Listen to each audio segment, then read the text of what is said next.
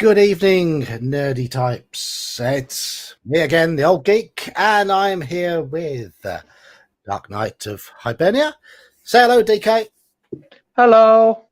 Hello. Just before we start, I just want to give best wishes to one of our regulars, Adam. He's got a stressful time coming up. Hope it all goes well. Fingers crossed, mate. And before we kick into the topic that I want for tonight's stream, which is one of settings, I do want to have a quick reference to yesterday's video, which is, I must say, it's been the most interacted with video I've ever uploaded, all within the first 24 hours of it going up there, and the vast majority of interactions have been wonderfully positive, which is great. I was reading, I read through all of the comments, as I always do. If I don't reply to everything, I have read it all, and there were a few people I think that might have picked up a slight misconception about it. I didn't record that with the intention of it being so much about me. I only use my own experiences to give an idea that I'm coming from a position of experience. I'm coming from a position of knowing how it all feels. My own condition is very mild. I've done absolutely fine with it for years and years and years. It's just certain things push me over the edge a little bit. So I was using that to just illustrate that I have some idea of the topic. And I was in no way trying to excuse bad behavior of those who are genuinely unpleasant people. Because, of course, in every walk of life, there are people who are idiots, there are people who are abrasive. And I was just trying to make the point that sometimes when us old grogs are a little bit stick in the mud, a bit awkward, if we're slow to adjust, there's often a reason for it. And I just want people to bear that in mind, in that intent. For me, when someone does or says something that's out of place, the intent is everything. And no sound on your end. No, I'm here. Can anyone else hear? Can anyone else hear me? I can hear you just fine. One sec. Let me use. Can anyone else hear? I can hear you. Yeah. Yeah. Okay. I just checked. I just checked. Yeah, I just checked the volume on my phone because I'm watching the stream. I can hear you. Yeah, it's coming through my phone. It was just Midnight Green said that he couldn't hear, but it seems everybody else can. Anyway, where was I? I was just, the main point was that I think the vast majority of us old grogs, we probably do mean well. We just want people to enjoy the hobby. It's just that we are slow to adapt to changes, and we often need to adapt at our own pace, and we've got to do it given reasons to do it. I mean, I'm always slow to take on new ideas, but if somebody gives me a good logical reason that is based on facts as to why I should adopt them, I will take those ideas on board. I will dig my heels in when the reasons purely appear to be political, based in whatever the latest trend is, and they're just jumping on a fashion, and just trying to appeal to the latest fad, and it's geek chic. It is geek chic. It is geek chic. Yes, geek chic. It is. And I get annoyed when, in order to chase the latest dollars, the companies bow down to it. and water down their product as a result. My opinions of 5th edition are pretty much out in the open, in that I think at low levels it's mechanically a decent game, at high levels it falls apart. And I did buy the early 5th edition books and I did enjoy them. But I haven't bought anything 5th edition for probably 3 or 4 years. And I doubt I'll buy anything again, because I could see the direction they were pushing the game and the way they are reacting to the Twitter mob and taking away things in the game that I personally enjoy. I like alignment mechanics. I like racial choice or species choice, whatever you want to call it, to matter. I like it to be more than just a skin suit. To me, that feels like it gives a game more depth. And the way they've just butchered the mechanics in the last few books just doesn't sit right with me. Anyway, enough of that. As people have said, I am a nice chap. I'm just a little bit slow at adopting new things. I need to know why. And I need it to be a good reason and not an ideological one. Right, anyway.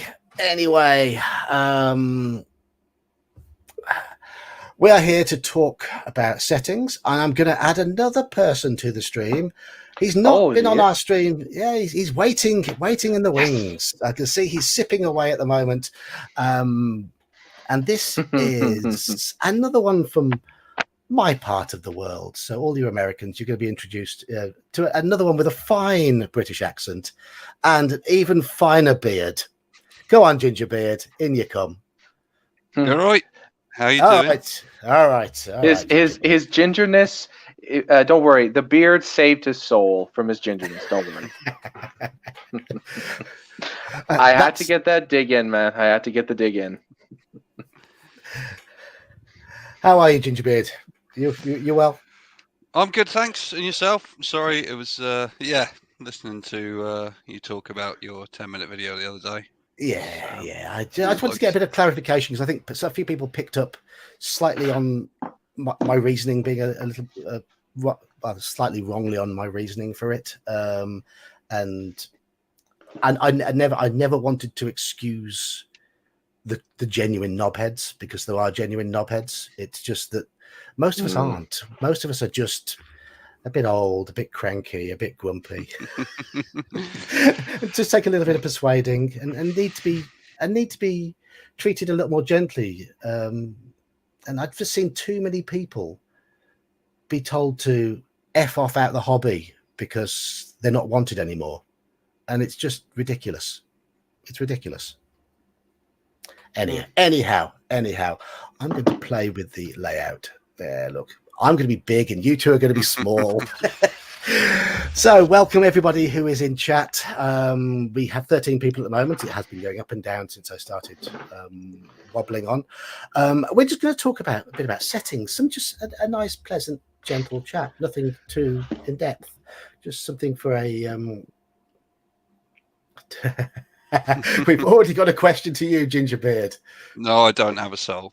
No. You don't have a soul? No. No, I told you he gained a beard and therefore gained his soul back. That's how that works. Why do you think the devil only has a mustache? He doesn't have a beard. There's a reason for this. Right. I'm feeling. Isn't Asmodeus shown in Monster Manual? No, he's clean. He is clean shaven. He doesn't have a beard. No, anyway. At least in 5e he doesn't. He might be in the older editions. I'm looking at my old Monster Manual up there. And we're going to be talking about our favourite settings. We're not going to start with me tonight. DK, you had plenty of warning. Do you have a favourite setting? It can be D&D, it can be DCC, it can be any old school game you want. Just tell us about your favourite setting and tell us why you love it. Although I love the Lion and Dragon stuff, I love running around that. The reason why I'll pick this one is because it made me realize how much I love being a DM. It's Curse of Strahd. When I got Curse of Strahd, that was the first thing I ever really DM'd. And as soon as I started playing it, you mean the generic 5 or 6 Ravenloft setting, the more the Ravenloft Yeah. setting, because the 5e Curse of I probably the older editions are better, but Curse of Strahd, I'll always have a soft spot for it because it was the reason I got into DMing in the first place, or at least stuck with it. It made me realize I love being a DM more than I love being a player. I also had an affinity for the aesthetic. I love the gothic, the gothic horror, the tragedy of it. It was cool. Now I heavily tampered with it, but I still liked it. I like it that you say that because, obviously Ravenloft is a weekend in hell. And now you started running Lion and Dragon, which is even more of a weekend in mega hell. So yeah, it really is. And I'm sending you to Frogland. That's super weekend in mega hell. Omanal's already mentioned one thing I was going to say is if you like Curse of Strahd, the second edition Ravenloft box set was good, and the original i6 module Ravenloft was an absolute classic. Yeah, I have i6, Domain of Dread, and the Realms of Terror. I've read them. I've skimmed them. They're really good. I really enjoy them. Yeah. Yes. Well, I mean, there's a lot of hit and miss Dark Lords, because some of the Dark Lords are like, you did absolutely nothing wrong. Why are you in super hell?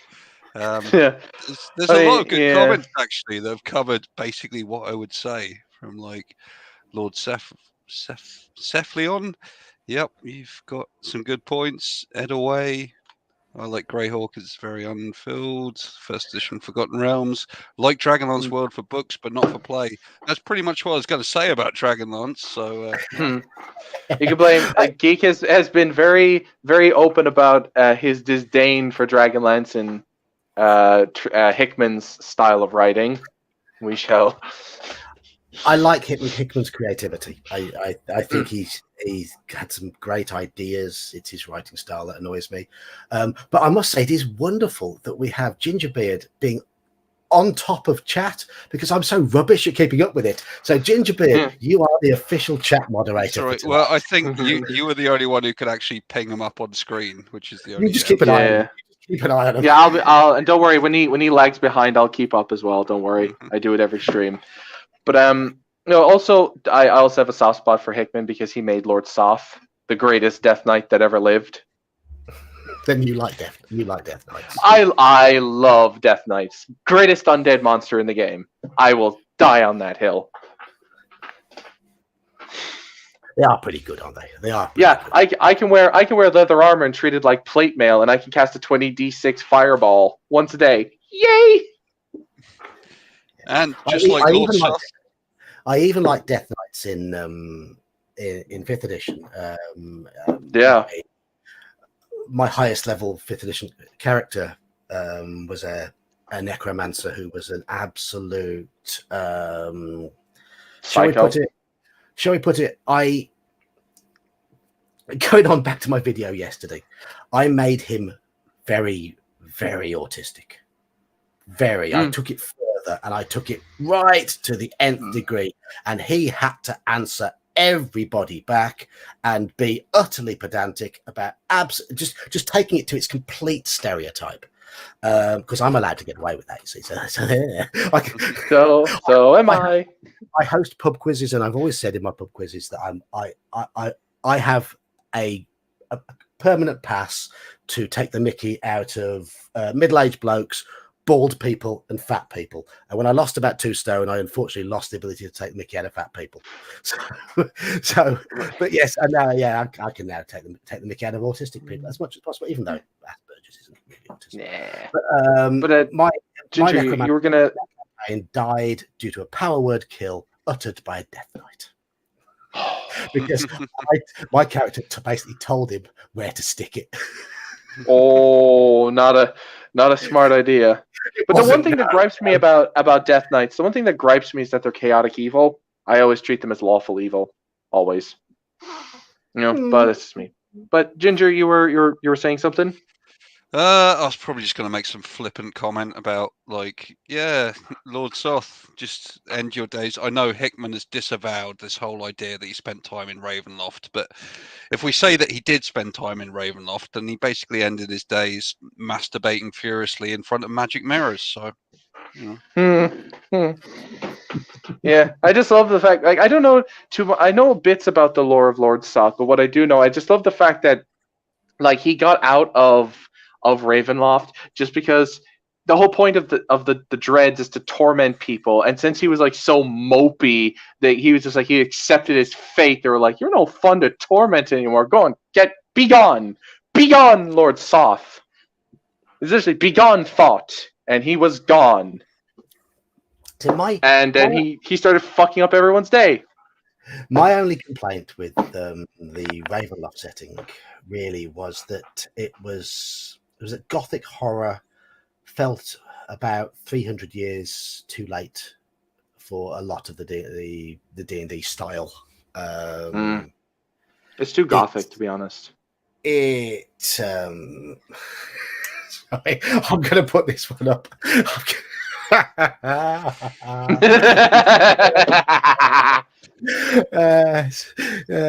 that.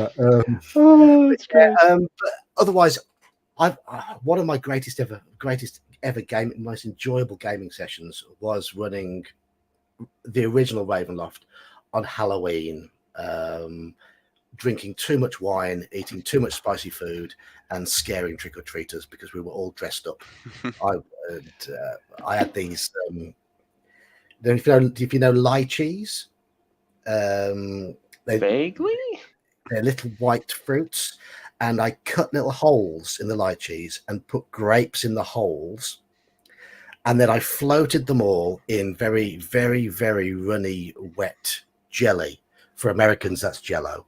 And so it was a bowl of these white veiny things with like pupils in them, so they look like eyeballs. And I was dressed as Dracula with all makeup and fangs and everything. And whenever trick-or-treaters came to the door, I would stop the session. I would march to the door with the bowl and say, "Hello, children. Would you like an eyeball? Pick one out and eat it." And it made me chuckle. It made some 3-year-olds run away and things like that. Well, this is an interesting point, though. I mean, were you playing Ravenloft straight on that night, or were you having like a fun kind of monster mash? Like, I was playing it straight. I was playing it proper Ravenloft, first edition Ravenloft. And I was happily slaughtering the party as part of a one-shot and just absolutely tearing them to pieces because Ravenloft is so brutal. But they were loving it because we'd all drank so much wine and we didn't give a shit. Nobody cared. It was just great fun. It was great fun. Yeah, that's what I was going to say. It's like I love the trappings of Ravenloft, but I don't have the self-control to play it straight. Like I will always go for an easy laugh. Which is fine. Like there's so many easy laughs to be had if you run through Ravenloft, but at the same time, I know people don't want that necessarily. I'm half tempted at some point in a Gonzo game. I don't know which I'll do, but I want to because I saw this thing right where Chris Perkins dressed up as Strahd in the 5th edition version of him, and I looked at him and I said, "My God, he looks like Tommy Wiseau." And the reason why that's so funny, like the room, you know. Yeah, so the reason why that's funny is because there's a deleted scene where Tommy is supposedly supposed to fly off in a car away, and the director is like, "How the hell? Like, why, Tommy? That makes no sense." And he just looked him dead in the eye, say, "Maybe Johnny is vampire," and he just walked away. It's like, so I'm like, yeah, that's too perfect. So if ever I play Curse of Strahd in the Gonzo setting, I'm playing him like Tommy Wiseau. I don't care. It's just too stupid. Right, so DK has put forward his love of Ravenloft. Woo! Gingerbeard, tell us about a setting that you love. Well, it'd be really boring if I said Ravenloft as well, wouldn't it? So I had an epiphany. Yeah, I won't say it. It's fine. I had an epiphany the other day that actually I think Mystara is one of the best settings ever. Just because That's it's a good got one. such a big like grab bag. Like, fine, if you want standard Ren fare, you've got Karameikos. But then also, if you want to go crazy, there's like Gnomish airships, Hollow Earth, all that stuff. Yeah, I'm rediscovering a love for Mystara. If I remember correctly, isn't like the Hollow Earth, like on the outside it's extremely advanced, and on the inside of the Hollow Earth it's like really primitive, like dinosaurs and cavemen and stuff like that? Or am I totally wrong on that? Who knows, man? I didn't actually bother reading the almanacs, but yeah, That's fair. That's fair. Yeah, I've recently reviewed a few Mystara modules, and one thing I did like about Mystara was, for me, it had a certain mystique early on, because as players in the early 80s, we knew nothing about Mystara. It was being introduced to us slowly by these wonderful, mainly expert D&D adventures. Isle of Dread, for example, gave you a piece of the world. Castle Amber was just another plane entirely. I never really got into that Xanathon 1X3, but X4 and X5 added more to what X1 had created by adding the land of Hool and the desert section, and I believe some of the basic modules as well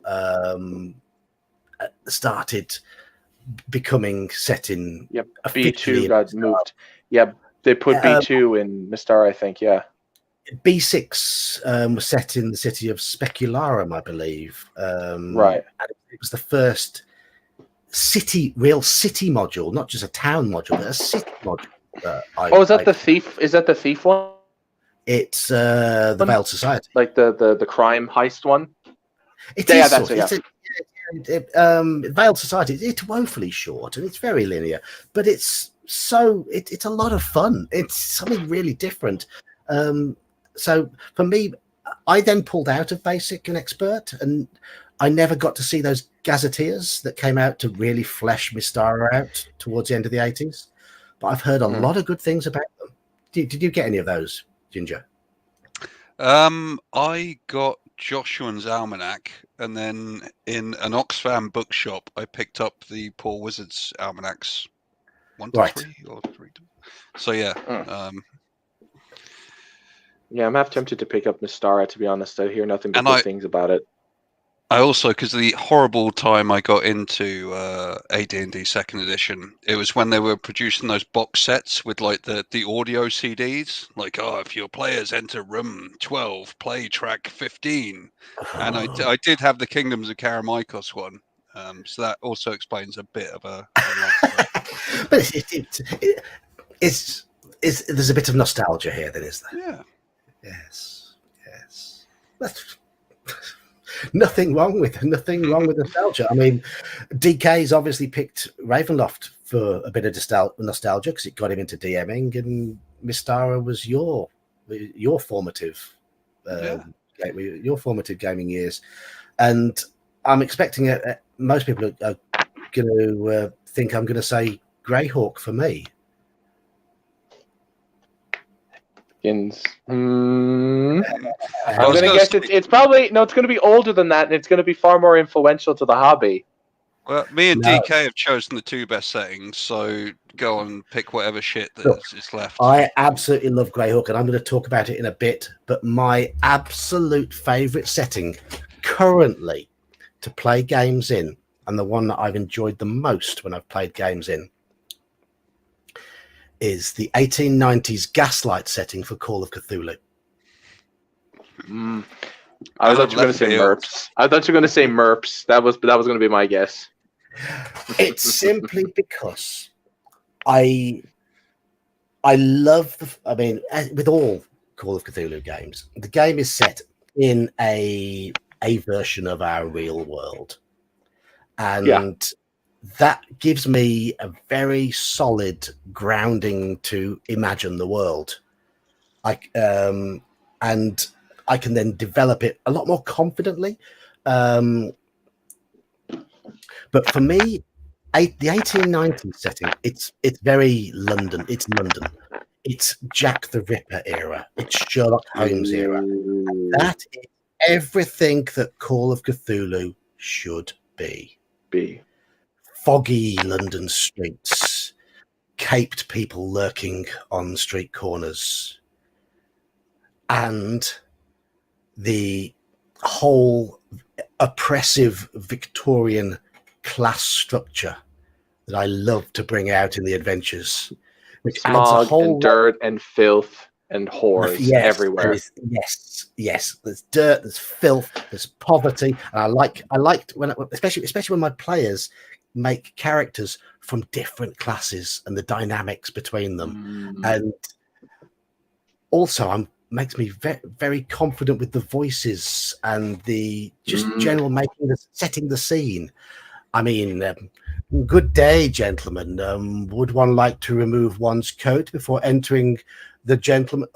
Yes, it's a gentleman's club, madam. I'm afraid you may not enter.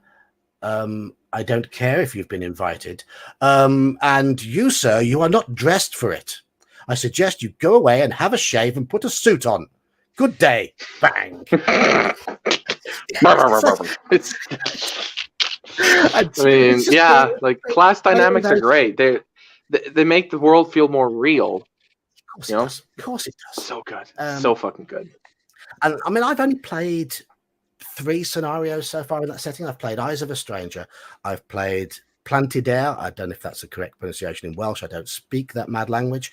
And I've played The Curious Case of Bare Knuckle Bill. Now, Bare Knuckle Bill was disappointing, but the other 2 adventures were just I just lost myself in the whole scene. Eyes of a Stranger was set in a posh club initially. It began with a seance, and then it just went down into seedy Chinatown, and that was wonderful. And then Plantidaire takes them off to rural Wales, and I can't do a Welsh accent, but these are all. I can do the valleys. The valleys. You get off my land type farmer type thing, and I just played up the rural farmers and the farming community that was unsure about the outsiders, and then they had to try and get help from them and try and renovate. There was this old house in the woods and these little devil pixie people in those woods that were tormenting them, and it all came from real Welsh folklore. And one of my players playing it knew the folklore, and it was just having that attachment and these are recognizable areas.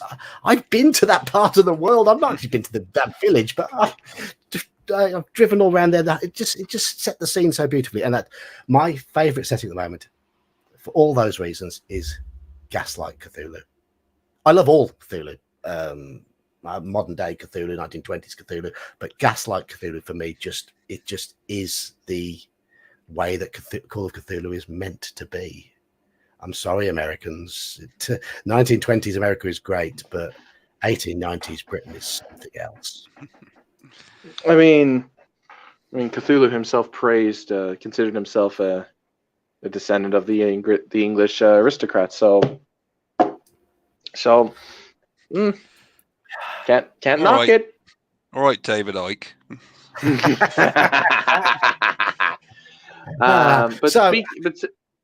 Yeah, go for it.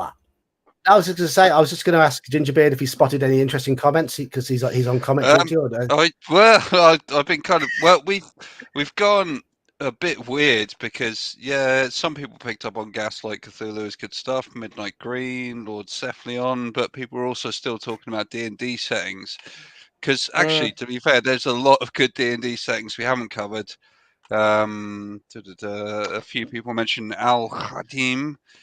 Lord Cephalon again, and I'm sure there's another person, Adam Pender, mentioning Al Hadim, and Dark Sun has come up a couple of times. Greyhawk, obviously. we probably should talk about Forgotten Realms. I'm gonna be the OSR setting guy. So since you guys are the Grunyards, I'll stick to the new school. Okay then. So what setting shall we go? Yes. Yeah, hold on. Here we go. Grumpy old Slan. Yes. Yes. Well, no, it can be Wales as well, and it can be Scotland. I can't do a Scottish accent either. Scotland. DK could probably do Irish, obviously, a lot better than me as well. The Scottish are just discount Irish. I'm not even saying that ironically. The Scots are an Irish tribe. The Scots are an Irish tribe, and they did what the British couldn't do. We conquered Scotland. Rome couldn't do it. England couldn't do it. France couldn't do it, but we did. There's an 1890s scenario in that, which goes all the way through Europe, and I can play up my posh English accent, but you spend most of the time on the French train or the staff on the train. They are French, so I can do all my bad Jean Cleese from Monkey Patton. all that sort of stuff. But that is beware the geek pervy vampire voice. This is your one warning.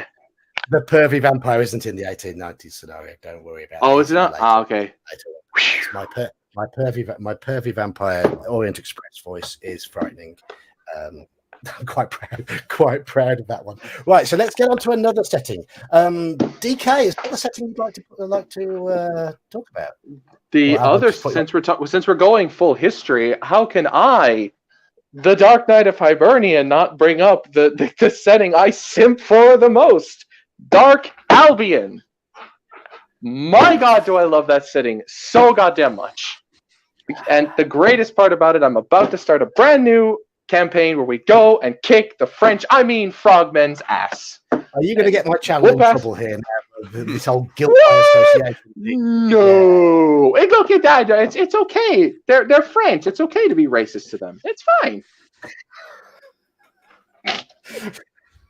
I'm going to get you in trouble. Man, historically, there weren't any songs that said no blacks, no dogs, no French. It was no blacks, no dogs.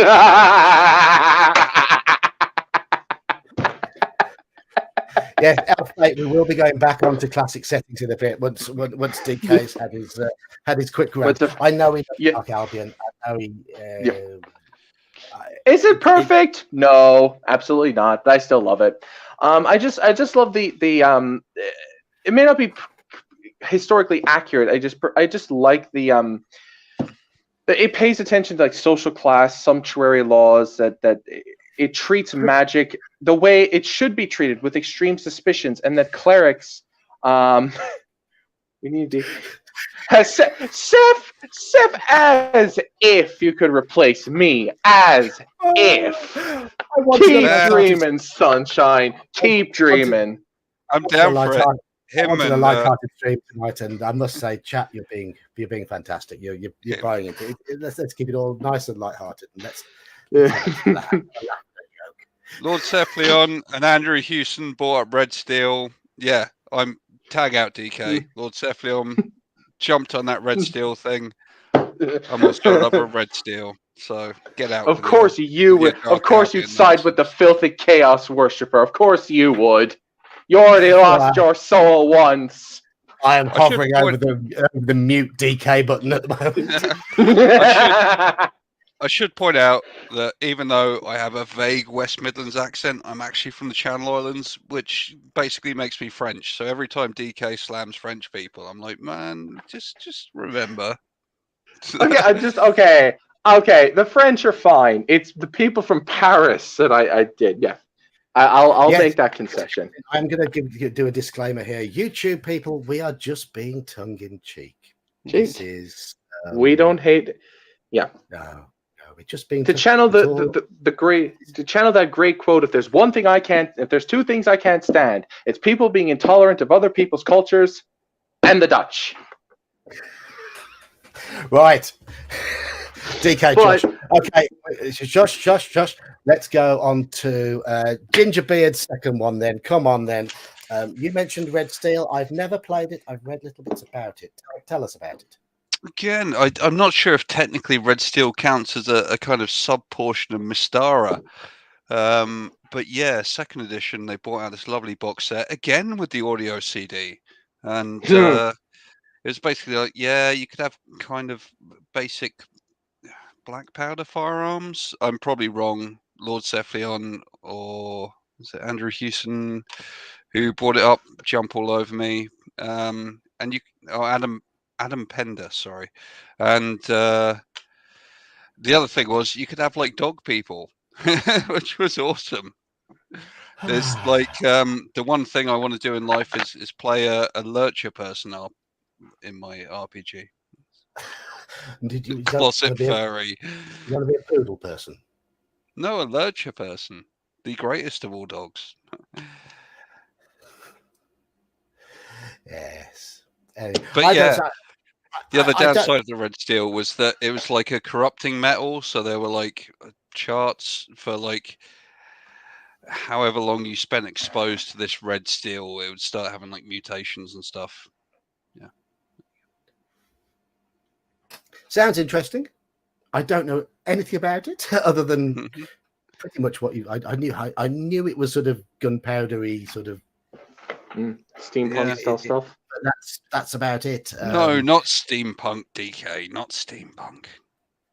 That bad, huh?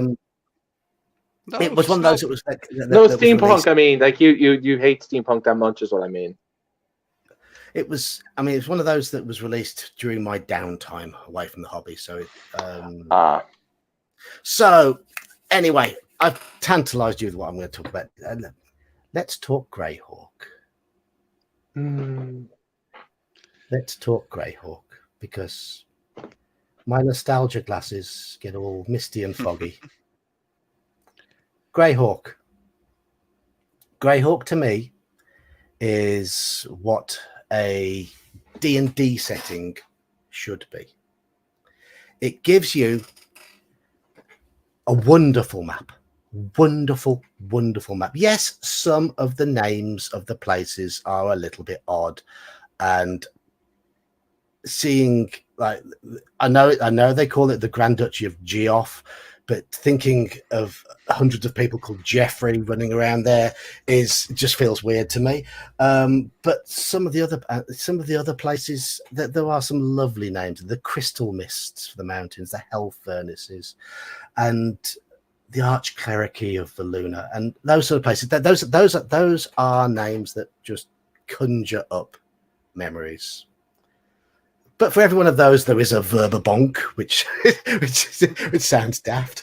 But it clearly drew from some of the Tolkien ideas in that it is dominated by humans. The other races are a little bit out of the way mostly, though some do integrate. And it follows the AD&D racial tables in terms of these people tolerate these people and everybody hates orcs, which is the right way to be. And but as people said it, the demographics, Omen Owl mentions the demographics. Loved it. It's just enough information for the DM to work with to get a picture of how an area might look. It gave you industries and alignments of each area. And it just gave you that a paragraph or two about them. It didn't bog itself down in lore, at least not early on anyway. The modules gave you the filled in bits and pieces of the lore and fleshed out little areas and parts of the setting. I mean, Village of Homlet is just right in the middle, near Verbabonk. But that just fleshed out that little portion, but there was so much there for the DM just to take over. And that those pages of heraldry those shields with those wonderful motifs on them. Beautiful. It was just beautiful. It was just, I opened that box. I had the box set originally.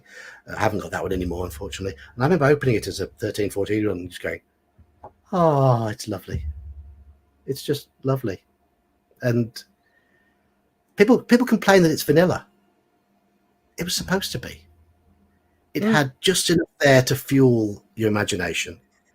And you were meant to fill in the gaps. And what version of Greyhawk I have nowadays is it's the I bought a second-hand one. It's in a horrible state, unfortunately, but it's this one. The map is in decent condition. The book itself is pretty wrecked. It's got its use, I imagine. It cost me about £12 on eBay, so I didn't overpay for it. But that's my Greyhawk. It's wonderful. He's just remembering now. His eyes glance off. A tear streams down as the flag flies in the breeze and his hand goes on his heart. Yes. And I see people are already mentioning the wonderful salt marsh, which I am currently running for some lucky people every other Saturday. And we seem to be getting on quite well with it. We're enjoying it. And of course, he wasn't a powerful deity. He was a minor deity. But he was probably the most famous one. Him of the cudgel. I've seen him mentioned. Saint Cuthbert. That mighty cudgel of bonking. He enforces the law with a quick bonk over the head. Yep. Exactly as it should be done. Death to all undead. Had the Lendor Isle series of modules which fleshed out that section. Salt Marsh. You had the Slavers. I've seen those mentioned by people, and I can see. We are almost most people in chat are going to be of a certain age, and will have similar memories, and will have played those modules in that setting. And Elfbait sums it up here. There we go. It was a campaign set. Was what a campaign setting should be. Detailed enough to spark imagination, vague enough to allow you to grow it how you like. And this is where I'm going to turn the attention to the Forgotten Realms. Exactly the opposite of what Elfbait has just said. In fact, it's become the opposite of what Elfbait has just said. But before I get my opinion, DK, have you played in the Forgotten Realms? I have not, unfortunately. Okay, I have used a lot of the lore. Yep. And Gingerbeard, have you played in the Forgotten Realms? I'm just jumping back to way back in the comments because somebody did make a really good point way back at the start of the stream. That's like, actually, it was Ed Away at 9:10 p.m. I like Greyhawk because it's very unfilled. I liked first edition Forgotten Realms, but it's now overdeveloped. Have to say, Ed, that's pretty much spot on. Ed Greenwood's lawyer deserves all the money that he gets because there's that whole thing about how, it's a contractual obligation that they have to have Forgotten Realms stuff. They have to keep pumping it out. Ed Greenwood has to be consulted. Any of the shit that he puts on his website has to be included. So yeah, I think that's the problem, isn't it? That Forgotten Realms at one point was like Greyhawk, another fine generic fantasy setting that you could just plonk yourselves down in and go and explore. But it's so overdeveloped that it's like there's nothing worth exploring because everything is so meticulously detailed. Just like, what's the fucking point? I would also like to point out that Forgotten Realms gave us Driz de Urin. Enough said. My biggest, Forgotten Realms, I was so much of a Greyhawk obsessive that when Forgotten Realms first appeared in official print in the late 80s, I ignored it. I wasn't interested. my first experience with anything to do with Forgotten Realms was I inherited a copy of the Forgotten Realms Adventures book from a friend who left it at my house and then moved away. And it was all right. I read bits of it and I quite liked what they'd done with specialty priests and things like that. I thought that was quite good. And then I forgot about it. And then I played the Baldur's Gate games. Then I realized that D&D seemed to be now default set in this odd, slightly more magical world with far too many heroes running around. And that's what it became. It became for me, it became too anachronistic. When it became, there were too many heroes to add your own heroes to the world almost. It became too emburdened by its own lore, which was being broken down and rewritten whenever they wanted a new edition of D&D. And I won't win a game in the Forgotten Realms now, and I won't play a game in the Forgotten Realms. It is as simple as that. It is as simple as that. I'm bored to tears of it. I'm just going to go back to a comment a little bit further up. John D says, what do you say to new DMs? Give me a sec, guys. I'll be right back. And Michael Stronghold has replied here, new DMs to Greyhawk, look at T1 or N1 or U1. There you go. The 3 best low-level modules for AD&D. Village of Homlet, Against the Cult of the Reptile God, Sinister Secret of Saltmarsh. Play one of those, and all of those will give you an idea of Greyhawk. I think T1 will do it most clearly, but the idea is that it is a grounded, human-centric setting where there's little pockets of civilization and order, and the further you go away from civilization, the nastier things get. And of course, unless you want to go to the Pomage, where it's just all horrible. And then you play the Slavers series. That's how I always ran it. That's how I always ran it. But yeah, T1, N1 or U1. Get the one of the Greyhawk box sets if you can pick it up. But there is it was a living Greyhawk campaign that was done for a while. I never dipped into that. There's a hardback book about Greyhawk, which is all right. It's all right. I think the box sets are better. All right, let's have a little look. I don't know if anyone else is wanting to join in the chat and big up their favourite setting.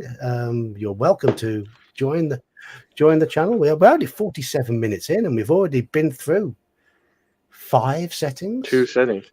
That's 6 settings. 8 settings. Well, I mean, I could bore the shit out of everyone with more Ravenloft talk, but that's not what we want. I'm just trying to find a comment from it's kind of non-standard D&D. Like, you brought up the idea of DCC. Someone brought up Meatlandia. I'm desperately scrolling through the comments for that. America is also kind of funny. A parody of American Apocalypse. Yeah.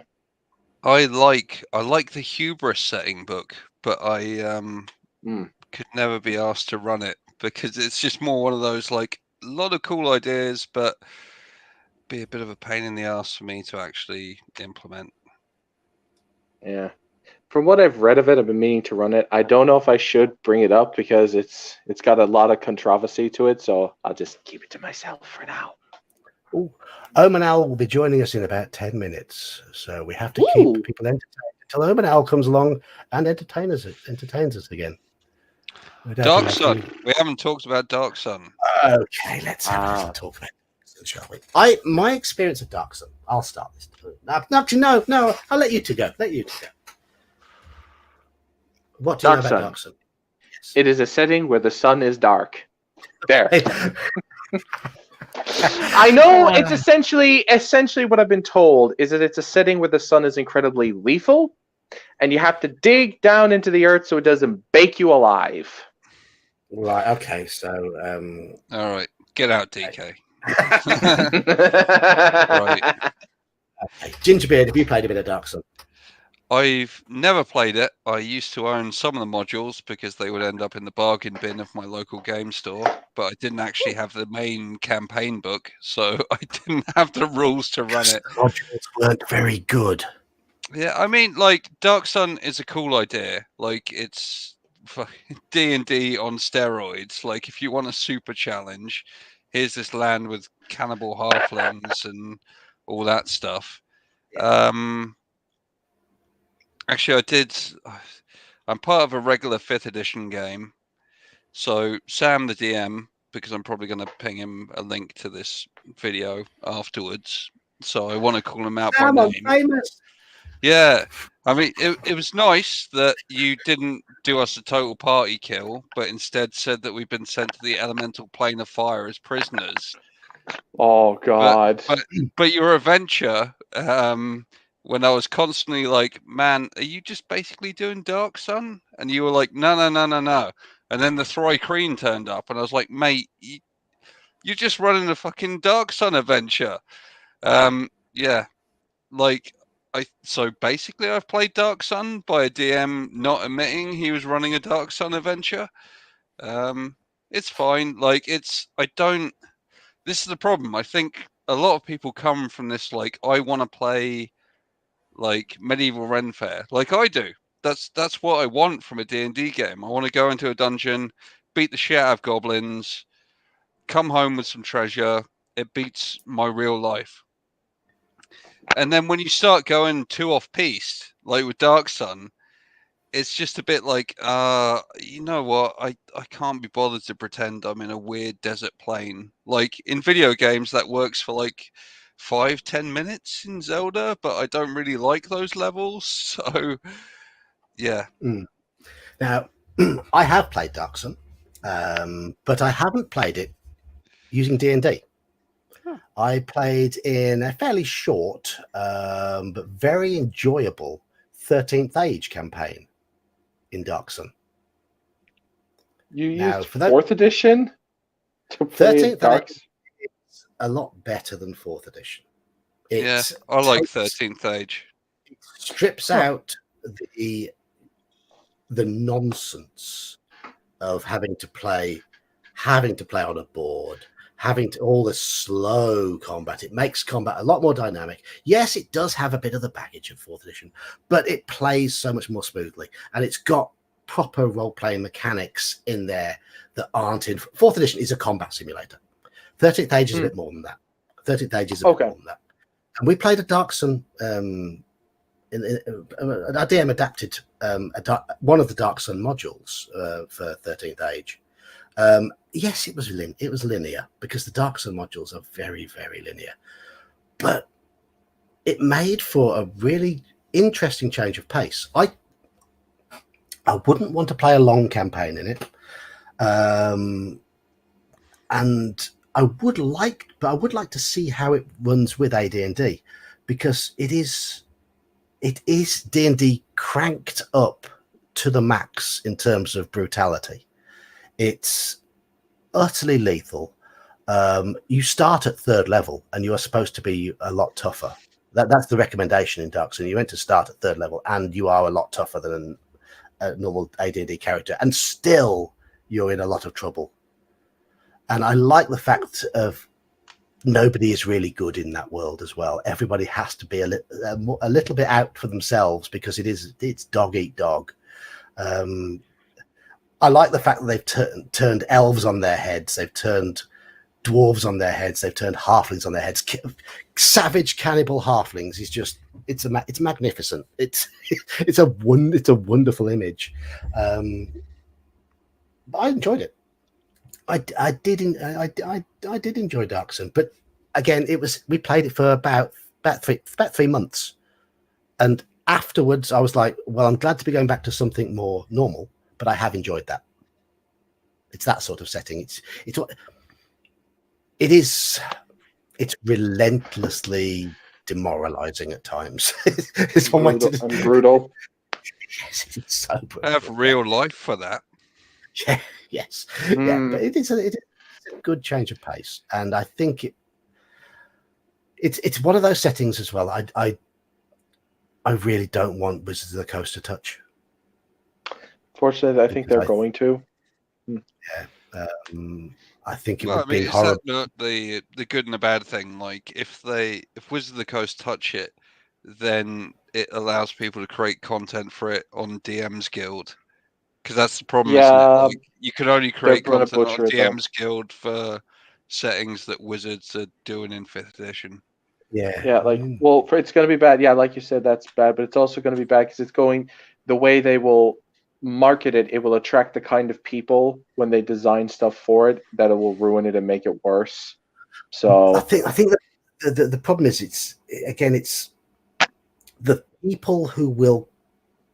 It's what they will do to it to make sure the people who are the sort who will shout about it don't shout, because Dark Sun, as it was written, would make them scream their heads off. And I don't want to see it ruined. Okay, it's not my favorite setting. I wouldn't run a long gaming it, but I thoroughly enjoyed playing in it, and it has a place for a certain type of game. And I wouldn't see it milked down to be just another Forgotten Realms-esque world where anyone can be anything. And because in Dark Sun, you can't. You're under the yoke of those sorcerer kings. They are evil, nasty, and they will enslave you if you so much as say a word out of place. And even if you don't, you'll probably get enslaved or eaten by Fry Queen or cannibal halflings or savaged by these cruel elves. It's that sort of game where niceness just doesn't work. And it's basically Dune in D&D essentially. Yes. And like although I have no affiliation with Dark Sun, having seen what they did to Curse of Strahd with Van Richten's guide, I'm like, oh boy, that's good. That's just great. Okay, right, the setting that I love, and you fucking ruined it. Thanks for that. Thanks for that. I saw somebody mention one that is coming out soon up here. Yeah. They're also doing Spelljammer. That's going to be interesting. Well, that's what I was thinking about. Yes. Don't even want to talk about Spelljammer. We can talk about Planescape, but I'd go out for a cigarette for Spelljammer. Yeah, and Dragonlance as well. I think they're re-releasing as well. Yeah, Dragonlance we could talk about because somebody had some cogent points above. I am going to say now, I don't like Spelljammer because I don't like mixing genres, and I'm not a big sci-fi fan. But I get why people liked it. And Planescape really came out when I wasn't doing the D&D thing, so I missed a lot of it. I've read about it. I understand why people like it and how it was great. It was great for taking characters beyond the norm to experience new worlds. It's great for high level play, and a lot of those monsters that originally appeared in the Monster Manual 2, for example, that were extra planar, could really be used, and I think that was good. But it's just too damn expensive to get hold of nowadays. When prices were sensible on eBay, and I was trying to rebuild my collection, Planescape books weren't. they were stupid. They were stupidly expensive. So I just never really read it. So let's go to Dragonlance, shall we? Dragonlance. I'm guessing, DK, you've never played Dragonlance. Nope. Have you read the books? Nope. They were before my time. I'm 27 years old. Have you watched the shitty cartoon movie? I don't think so.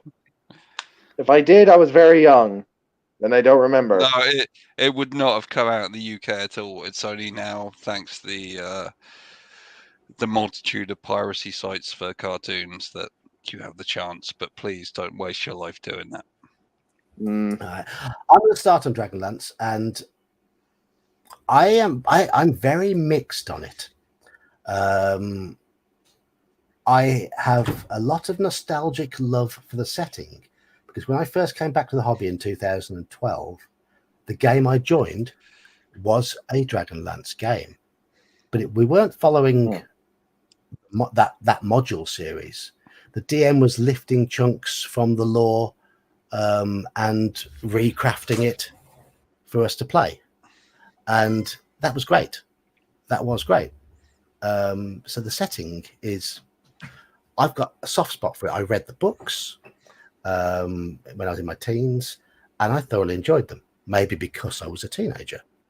But unfortunately, Dragonlance also casts a big shadow over the gaming world, because it was with that DL series of modules that the whole style of D&D shifted. But there were 16 modules in that series. They weren't all adventure modules. Some of them were campaign guides and whatever. But in order to play a 16 module, I think it was 13 adventures in a row, is just insane. I am now going to bring in Omanal, just to see, you can see he's lurking. Hello, Omanal. Hello. I'll say this much for Dragonlance. It was such a cool idea when I bought the first book. I was like, this is so cool. And then I was reading through it. I was like, okay, for the first 5, because they kind of said, you can use your own characters, but here's some pre-generated, which I was used to all the time. Yeah. And then you were basically trying to play the books, and I felt it was a railroad. And by the time that you got past level 5, even the characters I kind of grew up with, like, he died? What the hell? What do you mean? If we're playing the characters and just simply say, I forgot, was the dwarf or something? He died of a heart attack or something like that? I mean, I never read the books. I only read the modules, and the later modules just got more and more railroaded in. And then the other part that got to me with Dragonlance is, where the hell do you have all these dragon eggs? That's because they, all of their, I forgot what they were called. All of their dragon, I forgot what they're called. Anyway, but the ones made from different, like, copper dragons and bronze dragon eggs. Like, there are dozens of these, or thousands of them. This makes no sense. And they lost me. It was so cool at the beginning to say, there were no clerics at the beginning, and then they find these discs and they get over and they meet the black dragon. I was like, all right, this looks out really well. And it lost me from that point. And to be fair, that tainted my viewpoint so much. And I hated the gully dwarves, the stupidest things in the world. Yeah. What about them dark Kenders? You know what? This was the other problem I had with Kinder, because they said they felt no fear. And yet, when I was reading the Dragon magazine, when I first saw Tasselhoff, it said when Demogorgon came out, and the first time in his life he felt fear. And I went, what do you mean they don't feel fear? I said, no, you've ruined it. And everyone played them as the most annoying little things. Well, if there's a little red button, I'm just like, you're not making a good game. You're trying to, I hate saying it, it was kind of like they wanted to split something from a very serious tone and then do the I almost want to call it the 5e barista side, instead of trying to say, oh, we're going to make this a coherent world, when they were using those gully dwarves and the Kinder. Yes, I hated them both. If they were idiot, they just automatically died. There was no Kinder in my world. You're playing a stupid halfling. Sorry. That's my point. I mean, the general premise of the Dragonlance world, of being a low magic world where steel is precious, and the gods are not really available, we're not really active, and having different phases of the moon affecting spells and all those sort of things. Great, wonderful. I have read a bit about what they're doing with the 5th edition version, and it's oh no. Apparently they stripped out all the Mormon mythology out of it. That's going to be interesting. Well, that's a good thing. I'm if you don't mind. I mean, when I say like the concept of, like, the American Christian morality out of it, which is unfortunate, Sorry, wait, hold on. Omanal was about to chip in. No. He was doing his part. My point really was you guys were talking about Dark Sun right before I came in, and I wanted to talk a little bit about that. But that's fine. Oh, okay, yeah. Go for it. Cigarette break, so far away. Okay. Well, now I'm going to say this. in 8th grade, I played a Monty Hall campaign where I gave because I finally read where you get XP for this, and then I was looking at the hordes, and so my player, he ran like 6 characters. Anyway, they went up so fast, they got him up to 40th level. And that so turned me off of any Monty Hall campaigns again. Yeah, I can see your eyes. I can tell. I said, that turned me off. And so Dark Sun to me was such a refresher when you start saying, oh, you get high. What does that mean? Oh, you have an armor class 7. And then you start going, oh, I better get the high dexterity. You didn't have these negative armor classes at low levels. You didn't have any of those aspects. And then they had, what was it, bone weapons and flint weapons. And you didn't have, and to me, that was, it wasn't very gritty. It was meant to be that way, but I kind of liked it as, yes, you start off at 3rd level, because I always hated the first 2 levels. You were like, I sneeze, they die. But I like that. And I started doing 3rd level for almost all of them, but having that right there, and admittedly it did go out. I enjoyed the Thri-Kreen. I enjoyed the Halflings. It turned D&D upside down on its head. And after playing D&D for, I forgot when Dark Sun came out, but after playing D&D for probably 8 years or so, it was kind of refreshing to see this world that, and I saw someone mention it in the chat, like John Carter of Mars, which was one of my favorite things of having that kind of world, except that it was dark. Instead of having that heroic aspect, it was a very dark world. I liked having the Dragon Kings, and I don't think that WotC would ever try going for it. Like I was trying to say in the chat, is I think that they would either send off to a third party and let them license it. Give that to Goodman Games or someone else and say, you guys, whoever wants Dark Sun, you can do it. And we'll say licensed from us, but they don't have to have their hands on it. And that way it doesn't, I don't want to say alienates their core base. It doesn't alienate the media class that pushes D&D and is trying to push us old guys out. As if, and the sad thing is, I don't think that many of the people who are trying to push us old guys out actually buy that many modules. I mean, I hate saying it, on my RPG expenditures are probably a couple thousand plus a year. What are you going to do trying to cater to these other younger people? They're not spending that much. They don't have the disposable income to do so. And I think that's one part they're missing. The other part is, listening to people our age, we tend to share our love with our children. Now, my son doesn't share my love, unfortunately, but we want to, hey, son, come in with us. We're going to, bring this over. I know some people that played with their kids and want to bring it in. And what you're doing is you're alienating the people who have young kids, which would be their future generation. And the people that you're catering towards probably never buy the books. Anyway, that's my feeling for Dark Sun. I like the dark setting. I love the preservers and defilers. The defiler goes over, and as long as you play the social aspect of, you just destroyed a bunch of crops and people are going to starve to death, they're going to hunt you down and beat you to death. I mean, I love that idea.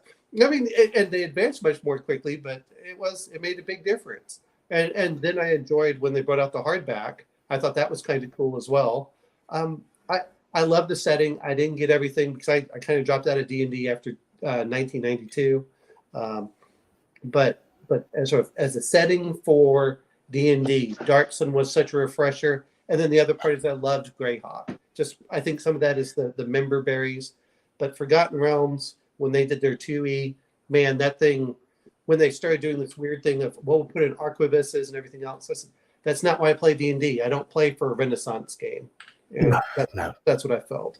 Anyway, I don't know if you were on when I was hurling my abuse at Forgotten Realms, but my feeling is it started off decent and innocent enough, and it just became too anachronistic and too overladen with too magical, too many heroes, too much anything goes, and it lost any character. Geek, I would like to point out that Elfbait is trying to join chat. I think. Is he? Oh, cool. Yeah, he said on the Discord. So we said on the Discord. Yeah. The link is in the Discord. If he should be able to enter if he just clicks the link. Yeah, just click the link, Elfbait, and you can join. I figured I'd let Geek know. I'll see you in the lobby. Yes. I haven't got Discord open. I've got an old computer, which yeah. So just you'll see the blue. If you go into Discord, you'll see a blue bar just above the stream. The StreamYard. If you click that, it'll ask you, do you want to jump in? Click yes, and you'll have all this thing, and it'll be fine. You'll figure it out. Now, if I can do it, you can do it. If I can do it, you can do it. I will say, for a Renaissance type setting, I still think Warhammer Fantasy Roleplay has one of the best because it's so fleshed out, and I really do enjoy that whole aspect. Just reading it was fun, and I'm not even talking. That was before I ever got the miniatures. Is when I was introduced to that. I just I like that. I like the critical charts. I thought they were kind of cool. But I like the fact that it has a very well fleshed out world. And when I was able to buy, I guess Humble Bundle had it, and they had something like 40 PDFs. So when I'll never be able to read these. Yeah, it was a good deal. They include 4th edition, but then they had all the books for 2nd edition. I said, "Oh, this is fantastic." So, but I like the corruption of spells. I really do. When you cast a spell, you can be corrupted. That's one of the cooler aspects of Magic and DCC that I like as well. The magic corruption system. It's really fun. Yes, but I like that aspect of the chaos and everything else. You do have that very dark setting. I like that grittier setting in certain cases. And that's, I think, from a Renaissance standpoint, that's one of the better ones because they did have firearms, but it didn't feel like firearms dominated, which was nice. Did it still take forever to reload them in Warhammer? Well, 1st and 2nd were so similar. I can't tell you. I haven't popped them up. I just saw it on Humble Bundle and went, click yes, because I remember 1st edition, and I like that. The more I hear about Warhammer Fantasy role playing, the more I want to play it, and the more I'm going to keep saying I want a DM to run it for me. Yeah. So, I mean, Iran the Relentless. If you get a hold of him, he sings his praises. He loves the system, so you can badger him. Well, the 4th edition, I don't know how I feel about that as much. I still think I favor the 2nd. First, he doesn't like it either. But there's also a lot more settings. But I'm not saying I'm knocking it. I do think they streamline stuff. But sometimes, as a player, it's like I want that certain feeling from back then. And more modern settings sometimes, as they try modernizing it, I feel that certain games, I'd rather use a different system if they're going to modernize it. It's the way I feel because that's just my gut feeling. All I'm saying is it just seems to be a continuum. I've noticed this. Like Vampire the Masquerade, D&D, and Warhammer, all consistently, when they get to their 4th edition, almost everyone that I've met universally criticizes them. There's just something about 4th printings or 4th editions of RPGs. It crops up almost every time. I don't know why. I'll be honest, and I know people hate it. To me, the 4th edition of Shadowrun was the best of the Shadowruns. I'll throw that out there, and people can hate me, but that's it. That's all I'm going to say about Shadowrun. There, I don't know enough about Shadowrun. Yet another one that's widely criticized. There we go. Yes. Well, it deserves. It's everything. Everything deserves, and I think sometimes people don't realize that you criticize it because either you love the setting, you don't like the system, or there's just some things about the system you just like. I hate it. But Aaron the pedantic in chat. Aaron, you misspelled Chalt as Alpha Blue. I'm sorry.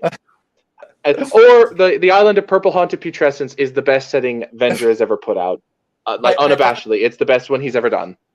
I do like Seth Leon. We're going boo. 2nd edition is best. 2nd edition is far better than 1st for Shadowrun. But I think that sometimes, to be fair, I like the dice pool system a little bit better, and that's what I don't. I like non-linearity, and I do like as things stack up, I can add more things to them. So I'm not a huge fan of dice pool, sorry, but I get the appeal. I just not a huge fan of them. Then again, I don't like D100 systems. So I want dice pools under 10 dice, enough that they're easy to hold in about one hand or so. Dark. There we go. Okay. Dave Mills has pointed out that Hackmaster 4th edition was great. Okay, so maybe there's one that bucks the trend. Maybe there's one. So what other settings are we looking at? I mean, we've been going through. I don't want to derail it too much. So no, it's fine. Right. I just want to say before we go, I am going to apologise to chat. I have been trying to keep on top of chat because Gingerbeard disappeared, and I've completely tried to listen to what Obanal was saying and trying to read chat. I'm terrible at multitasking. I've just gone. Look, yeah, it's the usual banter. Lots of banter. But what we at the start. I don't know if you were online at the start, Obanal, but we all talked about a favourite setting to begin with. We talked about Ravenloft. We talked. Gingerbeard mentioned Mystara, and I like Cthulhu Gaslight. And then we had what did we go on to next? Bit of Greyhawk. Dark Albion was mine. Then we went on to Greyhawk and Red Steel. Ginger's was Red Steel. Yeah, that was it. Well, part of me goes for this is, and I look at D&D settings and what do you want? And I think I have to be, I sometimes say I want the favorite setting, but then sometimes like I want something different. So just because something's a favorite setting doesn't mean you always use it. I really like Conan, the 2D20, and their various books. One is they're easily accessible for reading the stuff, but I also like the fact that it's human. I mean, what race can you play? You can play human. Based, and Gygax pilled. And I do like the lower, grittier setting. You can, it's both, the system's heroic, but then since he did do, I won't call it kind of collaborations with H.P. Lovecraft, you can throw in your Cthulhu monsters and stuff. And I really do love, as I get more and more into the history, and you start realizing, how do I want to put this? Our archaeologists are not explaining certain things as far as technologies and things like that. With me being an engineer, I go, this allows me to really explore those places and enjoy it and really go out there and say, oh, okay. You know, and I do love the whole, because it's close enough to our world. And I know he changed a couple of things just because everyone would nitpick. I'm like, we can use the same stars. We have Atlantis. We have all these things. So I've really enjoyed reading some of that. And magic is another one of those. It corrupts you. I love the fact that magic is a corrupting influence. It's a spawn of chaos. It's really goddamn dangerous. Yes. We're having a fifth person join the stream now. And cool. Welcome, Elfbait. Elfbait, in you come. Hello. Oh, no. Hello? Oh. Don't know if you're trying to say anything else. If you're trying to say anything else, Bait, but you are silent. Ye old mute button. The old mute button. Right, so Elfbait, do you have a favourite setting, or do you want to mention one of the ones we've already talked about? Like I mentioned earlier in the stream, I don't really have a favorite because I never really played in a setting. I just pilfered from other settings and made my own homebrew. So which ones have inspired your pilfering the most, though? Well, I started with Greyhawk, which I loved. I mean, I had the poster on my wall, and we filled it full of pins as we marked every adventure, and it was cool. But then, I mean, we just kind of filtered into everything from third party, and we kind of cross-pollinated between basic, BX stuff and AD&D, and then like Roll Aids and Judges Guild and everything, just all into one mishmash of whatever we wanted to play. But I think the strongest influence would have been Greyhawk, and it still remains to be to this day. So yeah. Well, it is that sort of bare bones that you can do that sort of stuff with it. Exactly. And that's what made it the glue for so many of us when we were playing the game in the 80s. Well, I suppose that's the thing, isn't it? Like, why does everyone love B2 Keep on the Borderlands? And I know later on in kind of 4th edition, it got the whole like, we're doing points of light thing. But that's the way that you presume everything should be. Like, we want to collectively discover this new land. We don't want to go to things that pre-exist. It's just like we want to go out into the wilderness, because if I did that in real life, I'd be murdered by a dog or something. I loved just plopping an adventure down in the middle of some blank hex somewhere and saying this is where it is. Yeah. Like, hey, we see a wizard's tower on this map. We want to go there. Can I bring up one thing I'm not familiar with, and maybe someone can mention it? Is I've always wanted to see a setting put in India, and I don't know. Arrows of Indra. Shut up, DK. Did you honestly think I wouldn't? Did you really think I could keep my mouth shut? Sorry, Army now probably would have said like he wants to see a good setting set in India. Oh, wow. Shots fired, sir. That is cold. Yes, now there is a setting that has been done for OSR called Arrows of Indra. That is set in India. I don't know much about it. Vedic India, to be precise, set during the Mahabharata. Yeah, I'm Actually, really. Oh, go ahead. No, go on. I was gonna say I'm really picky when it comes to settings in specific cultures nowadays. I'm kind of looking more for authentic voice when it comes to them. Like if I'm gonna play a game set in India, I'd love it to be written by an Indian. Can I put it this way? None of the settings in any of the fantasy worlds, for the most part, that we grew up in D&D, were anything like they actually were in real life. No, but that's why I said authentic voice, not historical accuracy. Well, no. Geeks, the bots have returned. The protection for bots has faded. No. Even the people like that were talking about how bad Oriental Adventures are. They're like, well, this stereotypes. I said, you understand all of the stereotypes in Western Europe are in D&D, and you just don't care.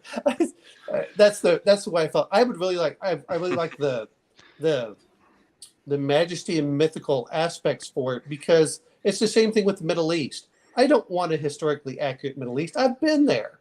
I would like to see the 1001 Nights. That's what I want to see when I go there. I want to go into if we're going to talk about the Slavic stuff, I guess The Witcher would be a pretty good setting for that aspect. Is I want to get that feeling of the mythology about that whenever I play a fantasy game, and that's what I want to incorporate. Would The Witcher be as cool if it wasn't written by somebody from that region? Is kind of my point. If someone came to me and they're like an anthropologist of Irish myth, who would you rather? Just some slub like me who's never done an ounce of research in Ireland, or someone who's actually a historian who's from India? I'd rather the Indian who's actually studied the myths to actually write the thing. It doesn't matter where they come from, so long as they're qualified and they know their stuff. That doesn't bother me. And to a point, but that was my personal taste. It's just like, okay. when I'm I get what you mean. When I'm looking for, if I'm looking at two products, and one is written by a name in the industry, and the other one is written by a new guy who's from X, I'm probably going to look at the one written by the guy from X first. Well, I'm going to put it this way. I want someone that loves the setting or loves the mythology and the majesty of wherever they go. I really don't care where they're from. If it's, Shaughnessy talking about the, India, that's fine if he's the one that loves it and has studied the myths. I want someone, because you can tell that passion, whether people like it or not, and I think that's what's really missing from 5e. There's no passion. There's no love. It's the spell, not that I like Spelljammer, but you can tell it's like, oh, this is so cool. There's no love there. There's no, I embraced it. And whether I like Dragonlance or not, Hickman and Weiss, that was their world. They built it up. They loved it. And you can feel some of that. I can disagree with their choices. And that's what I want from any fantasy setting is I want the person not just to be someone that says, you know what, I got paid a commission. I want them to embrace it wholeheartedly and say, oh, wow, I got this coolest thing for India. I don't know anything. First thing about India, I'm going to spend 2,000 hours studying and reading everything I can, and that's the person I want. I don't want someone that says, you know what,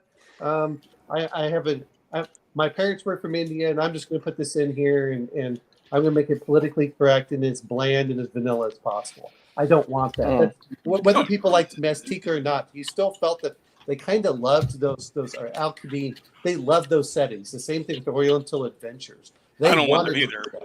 That's not what I'm looking for. It's like, I want somebody who's going to write from their love of where they came from. That's the thing. It's passion projects. I don't know. It was pretty dark in there, Geek. It was pretty dark. I mean, all I saw was that you just cast a shadow. You just cast a shadow spell, sir.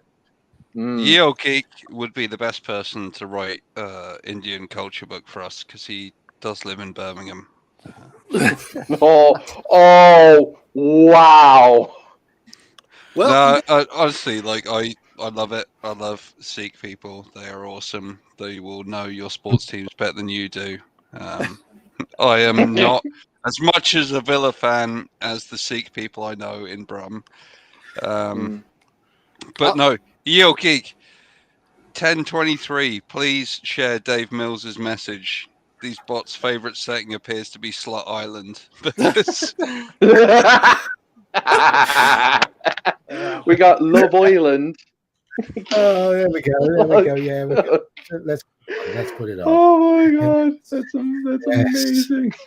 I think I've managed to kill bots. I don't want to put it on subscriber only. I know that kills bots because I want people to come in and join it. I have to do all that, but it's the first time I've been hit by bots. So you're making it. That's how you can tell. Yeah. But here's the thing: once you reach a certain threshold beyond that, they go away. It's only like the middle channels. I think it's like once you breach like 5,000 to 10,000, I think they go away. I think anyway. I could be wrong. Once I get that. Yes. No. It's 10,000 or bust, Geek. I believe in you. Right. Okay.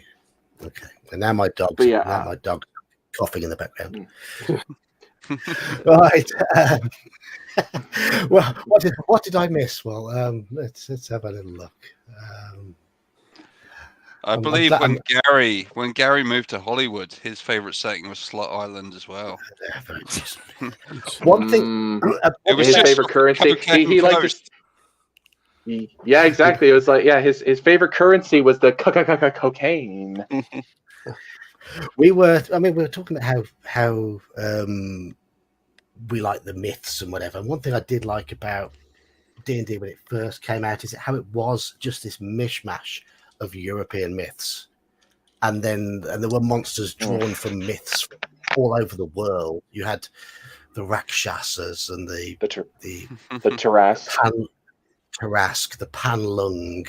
You had all manner of Naga, all brought in from around the world. And Greyhawk, if you take a look at some of the regions on Greyhawk, Perrenland. What country is Perrenland? Quick Googling. Who knows? It's Switzerland. Everything about it is Switzerland. Oh, hoarding the dwarf gold. It's even divided into cantons. And it's really? so obvious that when designing Greyhawk, Gygax has just gone European myths, European geography, maybe a bit of American geography. And let's just mash it all in together in this one setting. And you can see all the little bits and pieces, all these little nuggets in there that you can see those little bits of inspiration. I love it. The one thing I missed about Greyhawk, even though they had against the Giants go real close, was what the Sea of Dust in the bottom left-hand corner. And I always wanted something out there. And the closest that you could get was the old Desert of Desolation series. But they decided to set that off into. That was the problem, is the map didn't gel with it. I really wish that they had, because I thought it would have been so cool that when they sent the players into the Sea of Dust, that would have been like, wow, there is nothing out here. And then when the players do the Pharaoh module and allow the water to come back and it starts allowing things to grow back, I thought that would have really helped, and that really would have been very cool as far as all of that.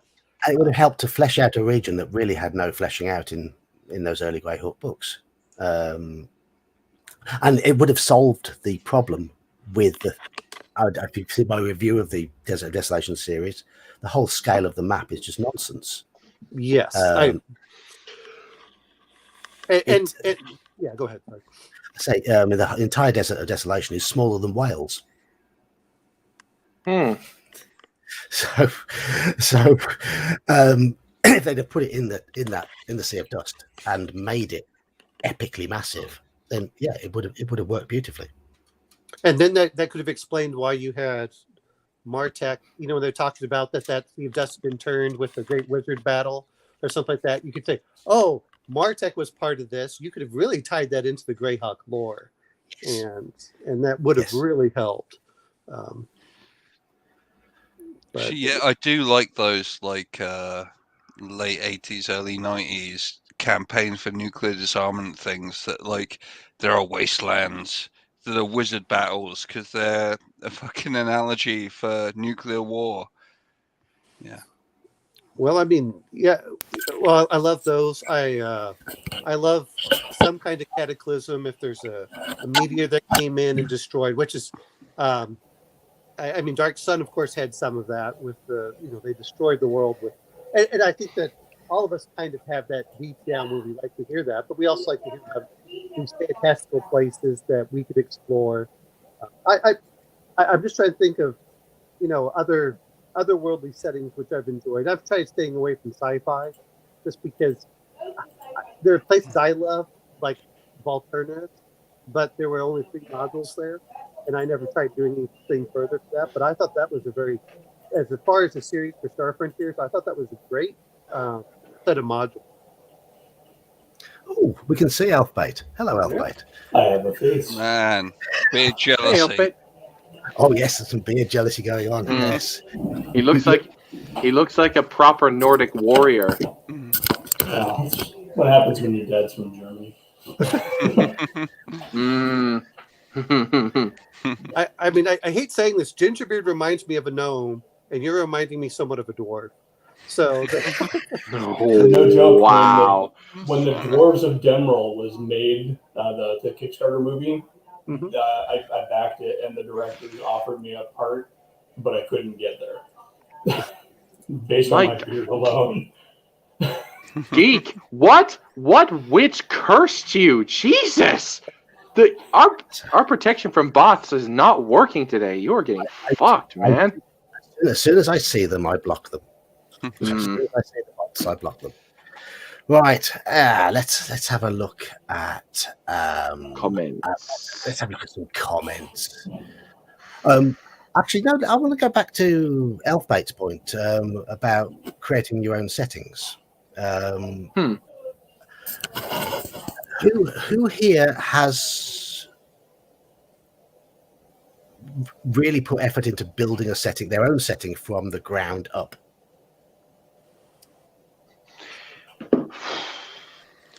I don't want to trigger DK. Basically, I ran a setting in 5th edition for a couple of months, and at the start of the setting, it was like Mad Libs, because the whole idea was that all the player characters were from an area that covered.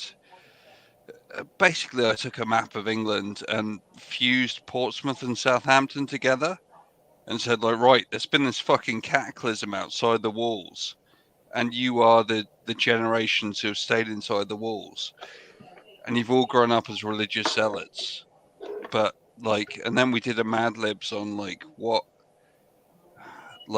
beliefs does this religion who controls the town have, and it got really insane.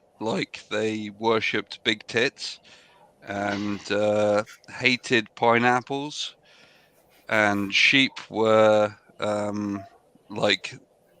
basically the devil's creatures. And my party was IRL mix of like 50-50 male to female sex. So it wasn't just like a bunch of unshagged lads talking about big tits, but it was actually one woman who brought up the big tits thing. Anyway, so yeah, I know triggering DK, like allowing my players to define the religions of my homemade campaign is probably a bad thing, but it worked out really well. In a world like that, it makes more sense. I'm not against that if it's like a very where the gods aren't active, people are going to form their own cults. That's fine. But I have a problem when they try to define the cosmology. That's my problem with it. But no, I was letting them define the only cosmology, the monotheism of the setting. Ah, okay. If it works, it works. I just don't like it. I attempted making my own worlds. One for 5e. Didn't go so well. And I did a B2 where I took elements from Dead Space and just made it a darker setting. It lasted 6 months, and then I moved on to Dark Albion. So, that's kind of what I do. I mean, it's fine because a lot of people talk about background. I don't mind. We got all. I remember getting chewed out for this one. I like my characters as like if there's certain things, as long as I have complete veto power, they're like, well, what about this? I said, here, you handle this over here. If you get too in depth, I'll pull you back. But you can describe this area that you're from. But I was trying to set up one, oddly enough, that was because I like doing LiDAR and stuff like that. And I wanted something that looked somewhat realistic. So I was taking the island of Kauai and the island chain of Hawaii. I was trying to do that. I was trying to set up a bunch of kobolds. And it's a small island. I mean, we're only talking about 30 miles across or so. So it limits them. And I said, okay, I can do this. The only problem, of course, whenever you're trying to do this is I said, now I can create realistic water because I can get the hydrology and everything. And most players, having never been there, don't know. But then I can do old volcanoes. Those are perfect. I'll put a temple on the old crater of the volcano. I was planning to do all this stuff, and then COVID hit. And so that died. But I was going to have all my players with the, what is that? I can't remember if it's Mordecai's Tomb of Foes or whatever the other one was, where they were all going to start as first level kobolds at, I think I wasn't going to give them any points to put amongst their stats, but every level they were going to gain 1 or 2 points that they could put in their stats. Because the idea was you're going to work at really low levels and you're going to have to work your way up. And that was my goal. And the players were all for it. They're like, all right, I'll play a 6 strength halfling barbarian. I'm like, go for it. So anyway. I think Alpha was going to say something.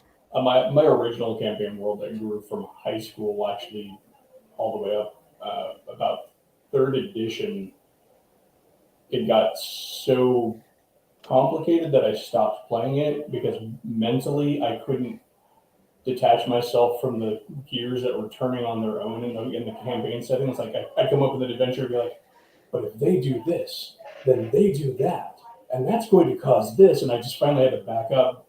But I've been kicking myself ever since because I've never been able to settle into another homebrew world. It's like we got 5 or 6 of them or more in notebooks scattered around the house, that always fizzle out. But that one went on from high school all through my 20s into my early 30s.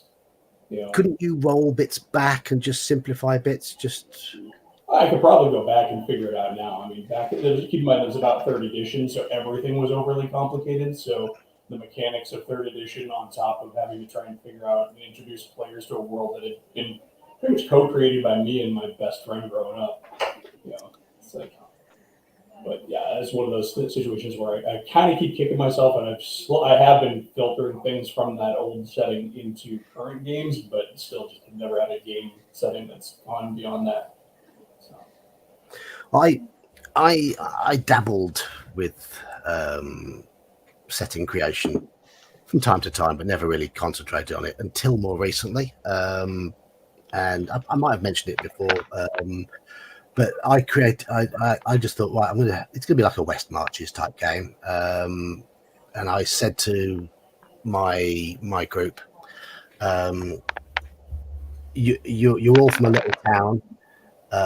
You're all refugees, so I'm not interested in anything you've done earlier on in your life. It doesn't matter. That gets rid of the whole backstory nonsense. There's only halflings and humans currently available, because that's all that came across on this batch of ships that you arrived on, and you've been living here for 18 months. Make a character. So they all made characters, and then I said, okay, what have you been doing for the last 18 months while you've been what has your role been in developing your community? There we go. It created a purpose for them to be there. They role played out for an hour or two, and I just made notes, and I just built the setting from there.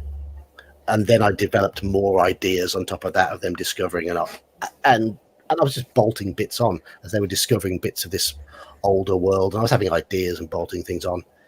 And then when COVID came along, we started playing online. I switched it across, and we started playing a prequel to it, where I created a pantheon of old gods, which I'd started hinting at when we were playing in the face-to-face game. And then I thought, okay, I'm going to tie other things in, and it's almost because the game we're playing at the moment is creating the history that the other characters, when we go back to playing it, are going to find, which I'm looking forward to. But it is quite vanilla, quite generic. Though the Pantheon of the Gods is based on the Gaelic idea of the three. So there's only three gods, and two of them have three different aspects. That's the word I'm looking for, and that's it. That's it for deities. So it's quite simple, but I'm quite like it. And as Adam says, this is there too much civilization in any of the AD&D settings? I feel there is. And that is why the setting I created was very uncivilized. There were no just cities. Like Brum. Yeah. There are no cities. The settlements are all relatively small. There's a lot of barter. There's a lot of little isolated communities dotted around that are very insular.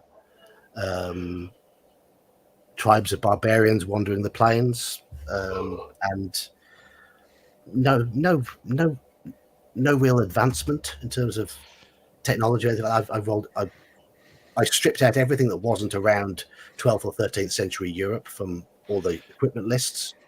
I went, this is your limit. All right, so more like Telford Wrekin then. All right. Yeah. Wolverhampton. Oh no, Wolves is all right. Nah, come on, Black Guns.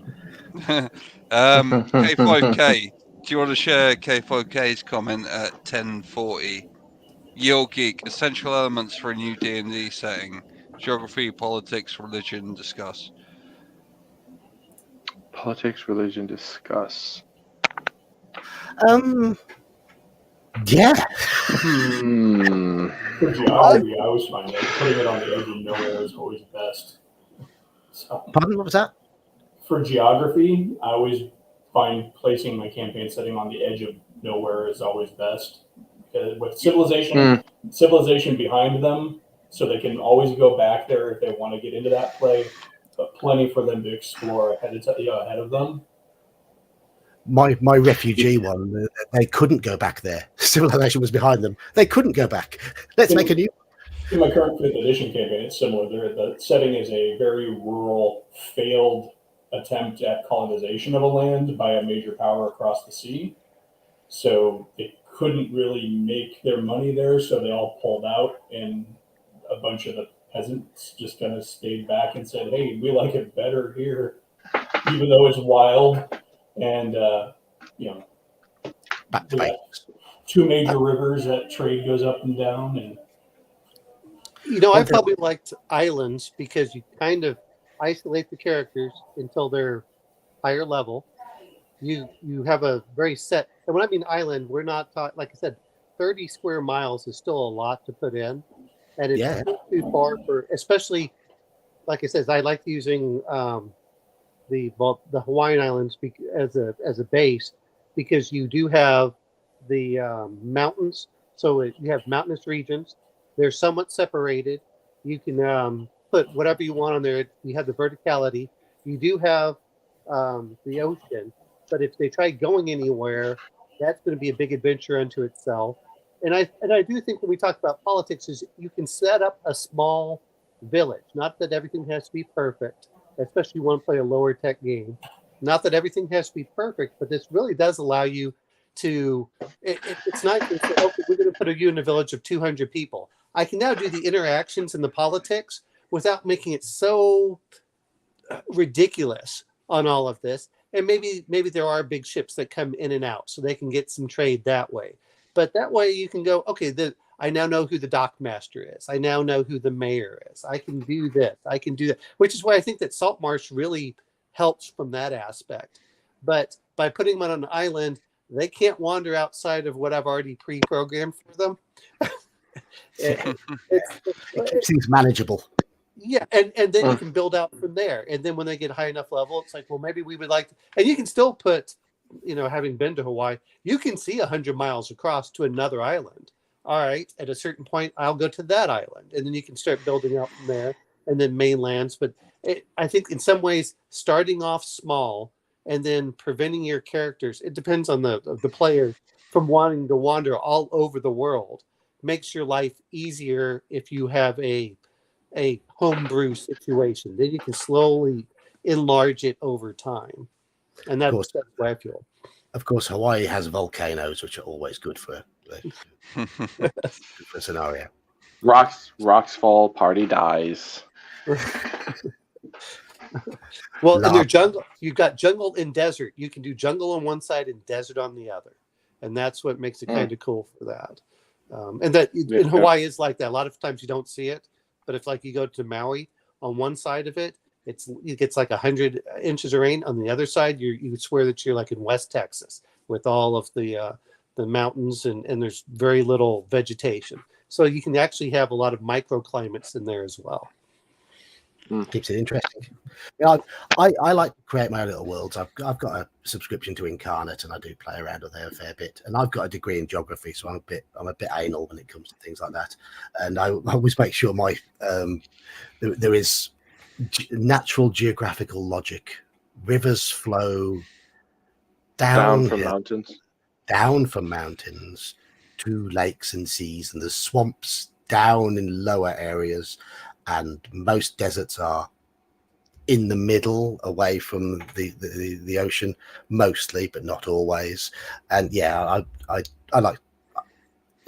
For me, the geography has to make sense. You're muted, Elfbait. I recently just moved from Washington State to Missouri over in the U.S., so I traveled like 5 different states, and it was. The whole time I'm like, and there's a place, and there's a place, and I like those rocks, and that gully is there, and that's really cool because you come out of Western Washington, it's all green. You go down to the east of the mountains, it's all flat and brown. Then you hit Montana, and you realize that entire countries could sit in these mountain valleys. And then you get to Nebraska, and there's nothing there, just flat, But it was kind of an eye opener to drive, across so many states as an adult, where you're actually paying attention and not saying, "Are we there yet?" People have no clue on how big the U.S. is unless they start driving it. And the variation in terrain. I mean, the variety of terrain. I went from Texas up through Colorado and then Utah, and then going up through Idaho. Like you said, Wyoming. You have everything out there almost, and I don't think that a lot of people are used to it. Just like I laughed when they were talking about Lord of the Rings on New Zealand. They're talking about these giant trees. I'm from the southeast. the trees grow up to 100 feet or more, and I'm looking like those are tiny. Western Washington with their old growth rainforest out on the peninsula here, it's a rainforest, but it's a cold rainforest. So, and of course, with if us you being, if you look at South America, go for it. like I said, of course, with us being from Britain and Ireland, a long way is 100 miles. 100 miles, I'm still in the same state.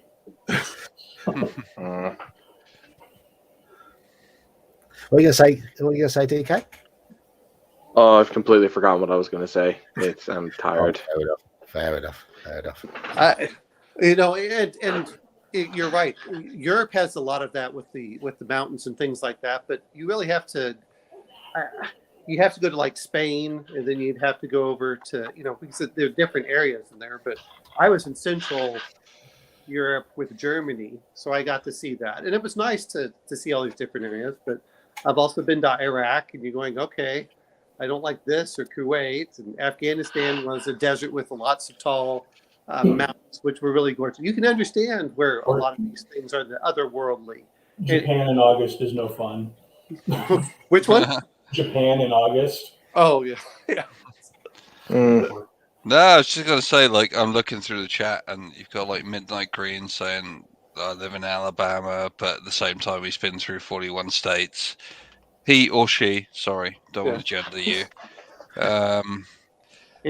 But yeah, I think that's it. If you're doing your own setting, like, I'd rather do a setting. It's the reason when I was rambling on earlier about that setting that I did was Portsmouth and Southampton fused, because I live in Hampshire, which is where those fucking cities are.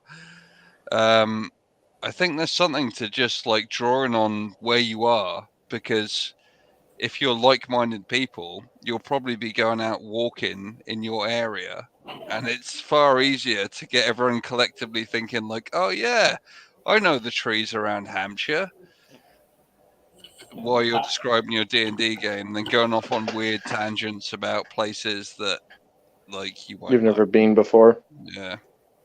Yeah, I always think of forests in the context of what I have around me, even though I know like a European forest is different. I've never seen one because honestly I've never been across. It's largely why when I'm running my DCC game, I set it in fantasy version of County Derry. Yeah, I've never seen desert. I've never seen tundra. I've never seen any particularly big mountains. I've been up the Alps. But I remember going to Maine and having somebody, oh, look at the mountain. I'm like, where? You're standing on it. No, we call these foothills. I've got the Rockies and the Cascades back home. Yeah, I haven't been to a desert, but I've been to Lanzarote. It's fucking hot there. Been up mountains in Ireland. Not too big, but still, not fun. It's something. I think what the hardest things to do is to actually bring out the wonder and to explain something. Like, most people have never seen what happens when you're driving from the east towards west and you see the continental divide of the United States. And you just look out and you see these mountains that just seem to jut up out of nowhere. And you look south and you look north and they just keep going forever. Whereas a lot of places you kind of think, oh, well, it goes through this and you get more rolling hills and it just slowly gets up there. It's stark. It's not one of these things that you go over and you go, okay. And I think that's how do you explain to players, especially if you live in big cities, oh, well, look, you said this is a gigantic and magnificent tower. You go, that's just a 10-story building, effectively. I mean, it's hard to impress this on fantasy world. Though, to be fair, it's your towers will almost be like 2,000 feet tall. And you go, well, that's not feasible, but that's what I have. It's probably easier to us British because we don't have any extremes here. So if a tower's 10 stories tall, we're like, whoa, that's big. I had a supervisor from Birmingham. What are you going to say, Alfie? A supervisor from Birmingham, and he introduced himself one day, and he's like, And I'm from the UK, where the most dangerous animal we have is a bee. And then he lives here, but when he moved here, he saw his first bear, and he's ran into coyotes and stuff in his backyard and everything. I'll bring up one thing, which is another thing that I think that happened. That was. Oh, is that my internet connection gone? Uh-oh. Well, like rural areas, I learned one thing. It's like, oh, this is just a little horse. Yeah, it's a little horse until it rears up on its back legs, and all of a sudden you're looking at an animal that's 10 feet tall, and you're like, holy crap, Or having your back thrown out by a goat. Oh yeah. Geography covered. Well, and I appreciate things like for animals, like not that we talk about because we don't think about it, but like mules in the Middle Ages, those were noble animals. Only nobility had those, and usually with high level nobility. We always think about horses, but mules were the ones that were worth a lot of money. I didn't actually know that.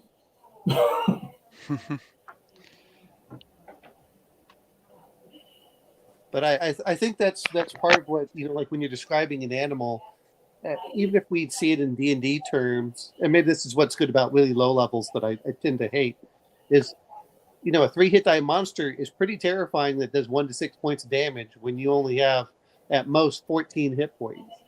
Yeah. My most recent campaign started at 0 level, and we had a PC almost taken out by a goat. Not a magic goat, not a giant goat, just a goat. Nice. Angry goat. And yeah, I actually prefer the low level stuff, to be honest. I hate the first level gaming. My internet's playing up. I hate first and second level, but I really after about 5th through 7th is when I guess it's about 5th through 7th when you can do the heroic stuff without being super heroic, and then about 9th level I'm going, that's enough. You don't need to go any higher. Most of my campaign fizzled out at about 10 back in the day. Yeah, it's the old mantra: get to 10 and start again. And slow leveling, there is something to be said for that. It's like, oh, okay. But it allows the monsters to really be, it allows combat to go relatively fast. Monsters don't have to be ridiculous. And players can still affect and impact the world and, using the against the slavers kind of thing with the original module A1, 2, 3, and 4. Oh, you are breaking up slavers. This means something. And I kind of like that. And so... Yeah, if you follow my channel, I love modules, and so many of the great modules are in that sort of range of between levels 3 to 7. I think that's where they can really start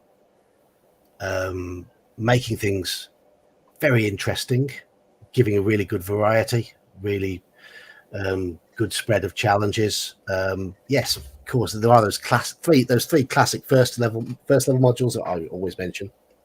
But between 3 and 7, there's such a wide range of options, and that's in AD&D certainly up to about level 7 is where I like it. Well, I'm going to bring up one thing because we're all talking about AD&D, and you were the one that brought up really Call of Cthulhu. Mm-hmm. But I just saw your review on Merc. How did you feel about that world and how they were describing it? I saw you pushing everything up, but how did you feel from an RPG setting that they did? Is not just the system, but how did you really feel that this was more than just it's just a token rehash? Did you really feel like, yeah, I'd love to play this even if I had never read the book? Yes. Obviously, it comes from their love of the lore that they were working with, but they picked such a good time for most of the adventures. It gave them a massive amount of freedom. And when you read the adventures, the detail they put into them, the little snippets, it all feels so wonderfully authentic, and it feels that it's come from a place of love. And yeah, I mean, I'm going to do a few videos about the system, and I think the system itself didn't do a particularly great job of mirroring Tolkien in a lot of places, but I think the setting books did. I think it was the setting books that made it, despite the system. The system was fun by itself, but it wasn't really ideal for Tolkien. If you want to run a more Tolkien-y game, then you've got the One Ring for something like that. That's a much better system for playing Tolkien. But Merp's source material, the supplementary material, was just beautiful. So beautiful.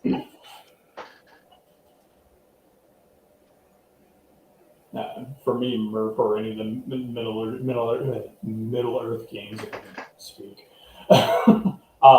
always found them difficult to play in or actually to run, because kind of like Forgotten Realms, it just seemed like everything was so already built that I'm like, where do I fit? Where do my adventures fit in here? I always had a problem. The mechanics and stuff are always cool, but I just, and I love the world. But yeah, I could never get into it because it was just like, where do I even start? Where do I put it? And how do I get my players to not run off and try to find the ring? And we know where it is. We're gonna go find it. Let's go find Smeagol and kick his ass. I think that's why they did the right thing in picking around 1640, because it's after a few major events and a long way before the biggest events. It's so you've got a land recovering from the plague, so there are gaps in the world where population has been decimated. There is a need for heroes to step in because it's an opportunity for the orcs, for people in the more unsavory realms to try and get more of a foothold because of the plague, the natural weakness, and the fact that Numenor, the Dunedain, they've had the kin strife just a couple of hundred years before, so they are highly fractured. They're not a force in the world anymore. So I think some people say, "Oh, 1640, there's nothing really happening about them." But I think that was one of the best things about it, is they picked an era where you'd got that bit of leeway. I think that's part of the problem I have with some of them, is where they're doing the meta plot, which can completely screw up your campaign. I wouldn't mind if they laid stuff out at the beginning. When I was reading the White Wolf stuff years ago in the 90s, and they kept going over for it, I said, okay, but some of the meta plot, I was like, ugh, no, and and I think that's the danger of doing too much meta plot. I wouldn't mind if they would lay it out for the DM and say, here's some alternative timelines that are going to come out, and they're going to do that. But that was one of the things I think that killed Forgotten Realms for me.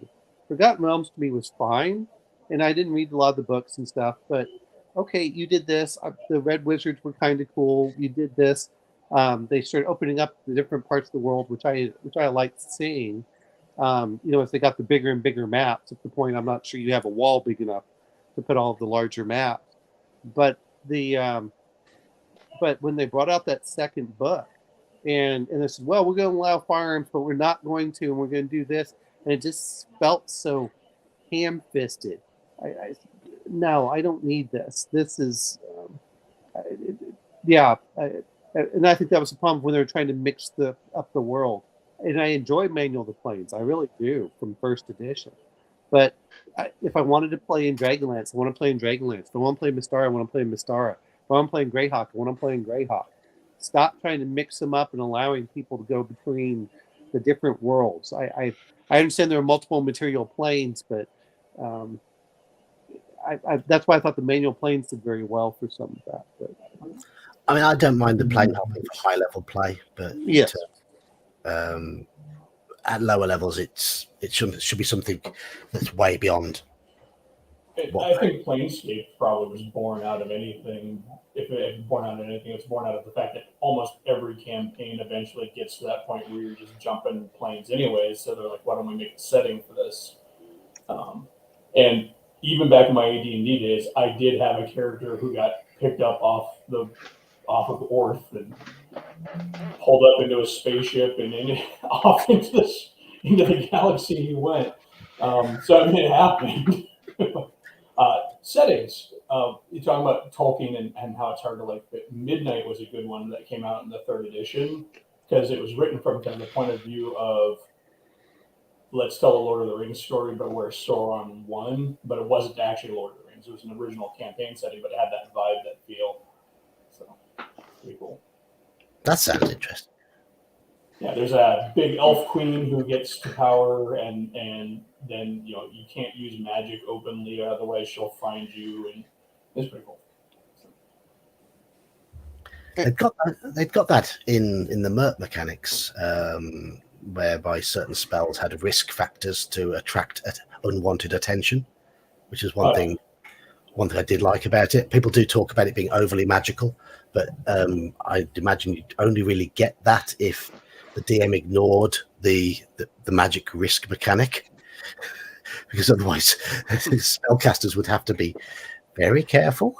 It might just be a small flock of Cribane watching, but you might actually get the attention of somebody who's currently lurking in Mirkwood, and you really don't want that. The Pope. I Come now, Sauron wasn't that bad. And I do like a lot of pre-setting because I don't want to have to do all the interactions. But that's why I thought the Greyhawk did well, is they sort of told you what was going on, but they allowed you to play within the things. And because it was each hex was 30 miles across. To be fair, you can run your entire campaign in that 30 miles approximately for that. And then if you want to move along, you can. But not everything has to be world building. And what I mean by world building is, I'm going to go from this place and I'm going to go 2,000 miles over here, and you're just, you're hopping around everywhere. And you go, well, that's you're removing some of the danger. That's where Forbidden Lands has done almost exactly the opposite, which is you're afraid to travel long distances. If any of you have played that, I haven't played Forbidden Lands. No. It's a hex crawl where sometimes the travel is far more dangerous just by environmental hazards than the monsters. Oh, I might. I've recently played. Oh no, it was Deadlands. Deadlands is a Savage Worlds game. No, I haven't played Forbidden Lands. I'm getting myself confused. Midnight Green here says meshing adventure modules into his game world. Yeah, I think that's one of my strengths. But Greyhawk made that easy. Greyhawk made that very easy. But that's how I learned by dropping modules in Greyhawk. But they were designed to run in that setting, and you didn't have to do much in the way of meshing. It was just a case of linking things together, building a few things around them.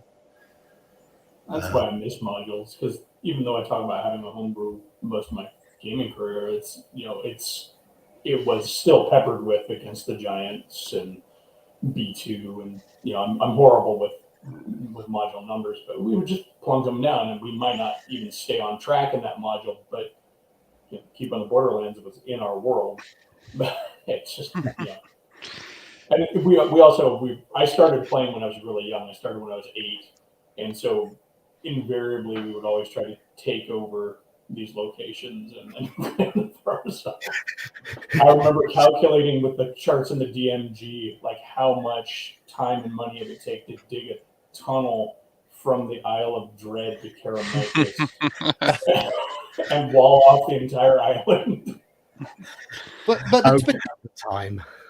but that's so awesome, because I remember doing the same thing when I was like 8 years old, and that's what got me into math. It's like, oh, I can do this, and then oh, I want to build this. Well, how much does this take? What in the world is a portcullis? I mean, that forced me to learn more things about history and everything else than anything I learned in school. Oh yeah, I mean, playing in the middle of the Satanic Panic, my mother was one of my best allies, and we had a neighbor who came over and tried to save my soul. And my mom's like, he's hanging out with kids. He's not doing drugs.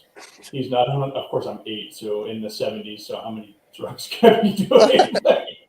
But she's like, he's coming home from the library with arms full of books, and he's doing problem solving and math, and he's making friends. Stuff. Yeah, exactly. And so and that part of my life is still in my memory, my nostalgia, like my golden age.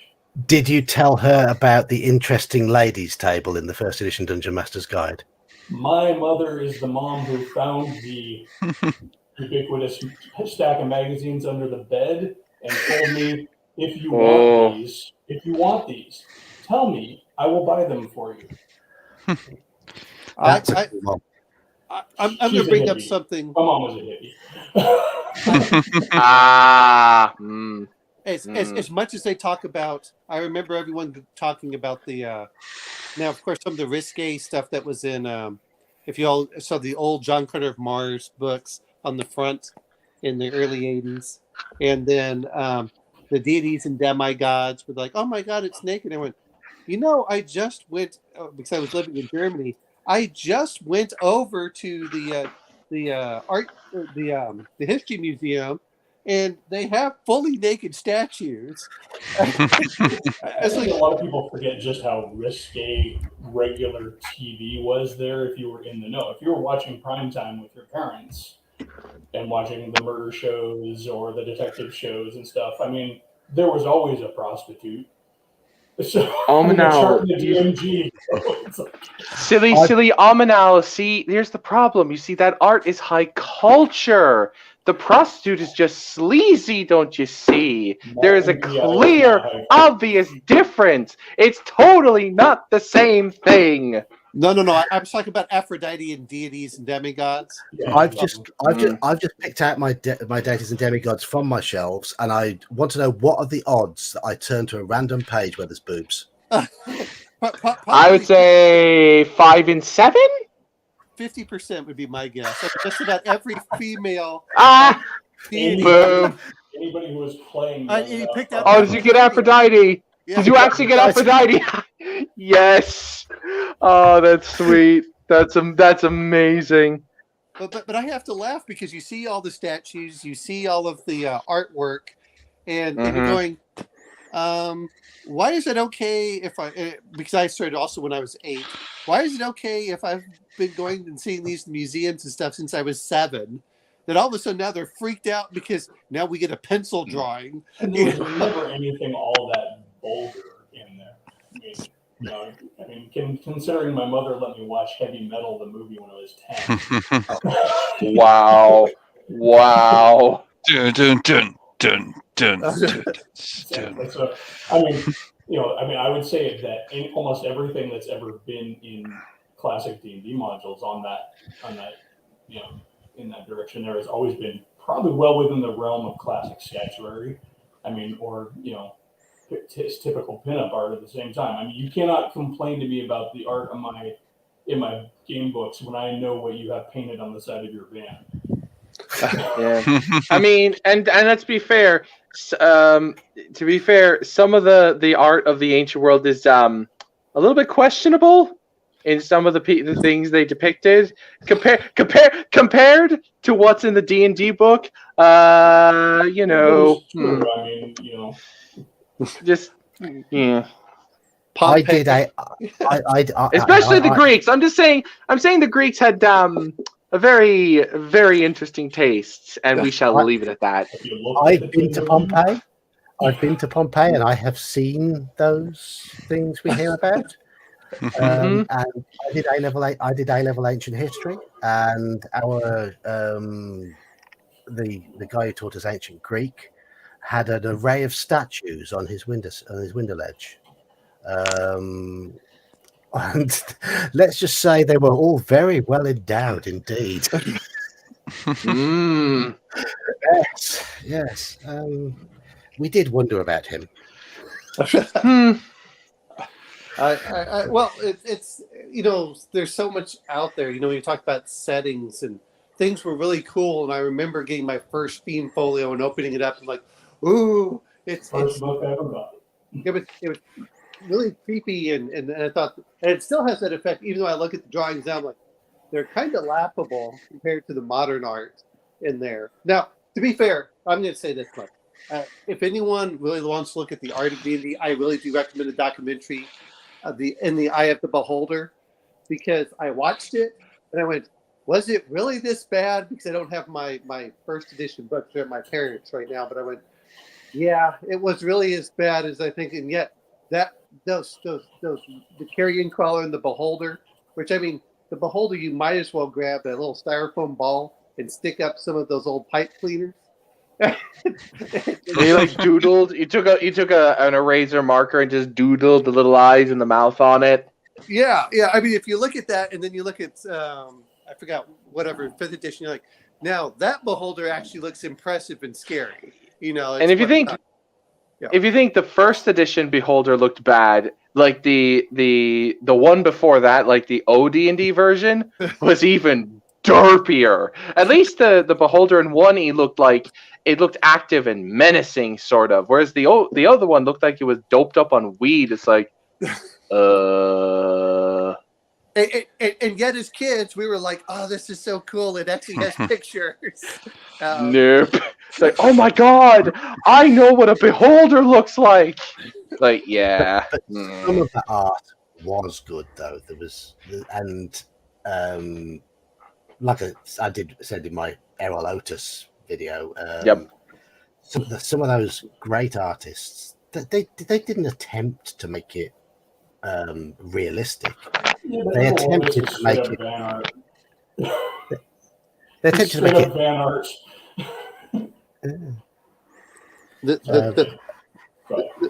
The DD's Damage Gods was, I thought, fantastic for art, but definitely the Monster Manual. There were some that were okay, and then there are some that are just really bad, like the Carrion Crawler and the Beholder. But I'm okay with that because it was one of the few books, when you look at when it first came out, it was one of the few things that at least gave you an idea of what it looked like. And then the art improved. By second edition, I think that the art had a major jump forward.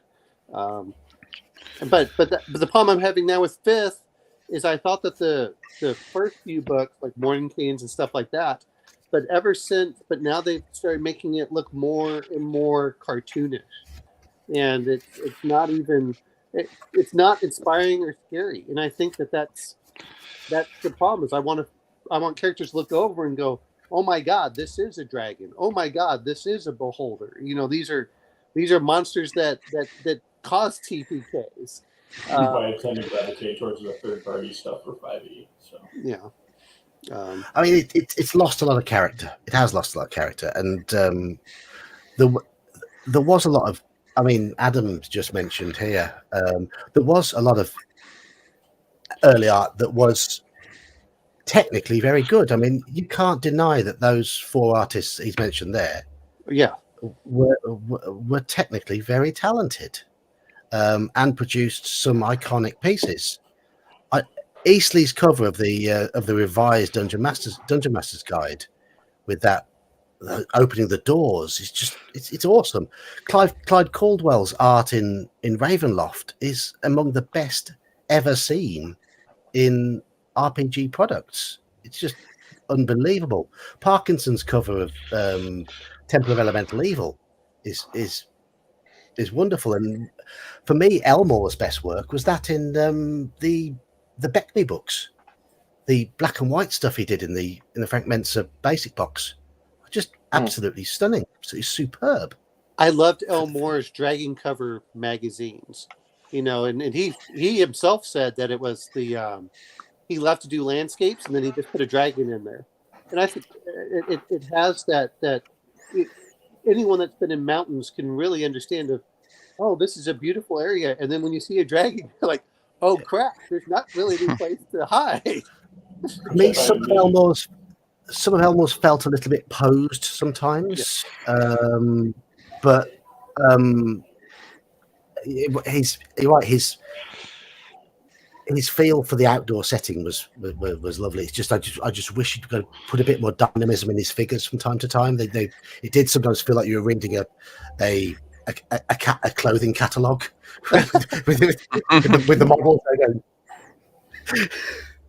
Well, yeah, but I'm saying, that was the stuff I think that inspired so many people out there. It's and don't get me wrong, I think that before the only thing you could do was book covers, and there's some fantastic ones which I can never remember. Boris Vallejo is one of my favorites of looking at some of the art stuff, and those are the things that inspire me. It's like, that's the kind of world I want to be in.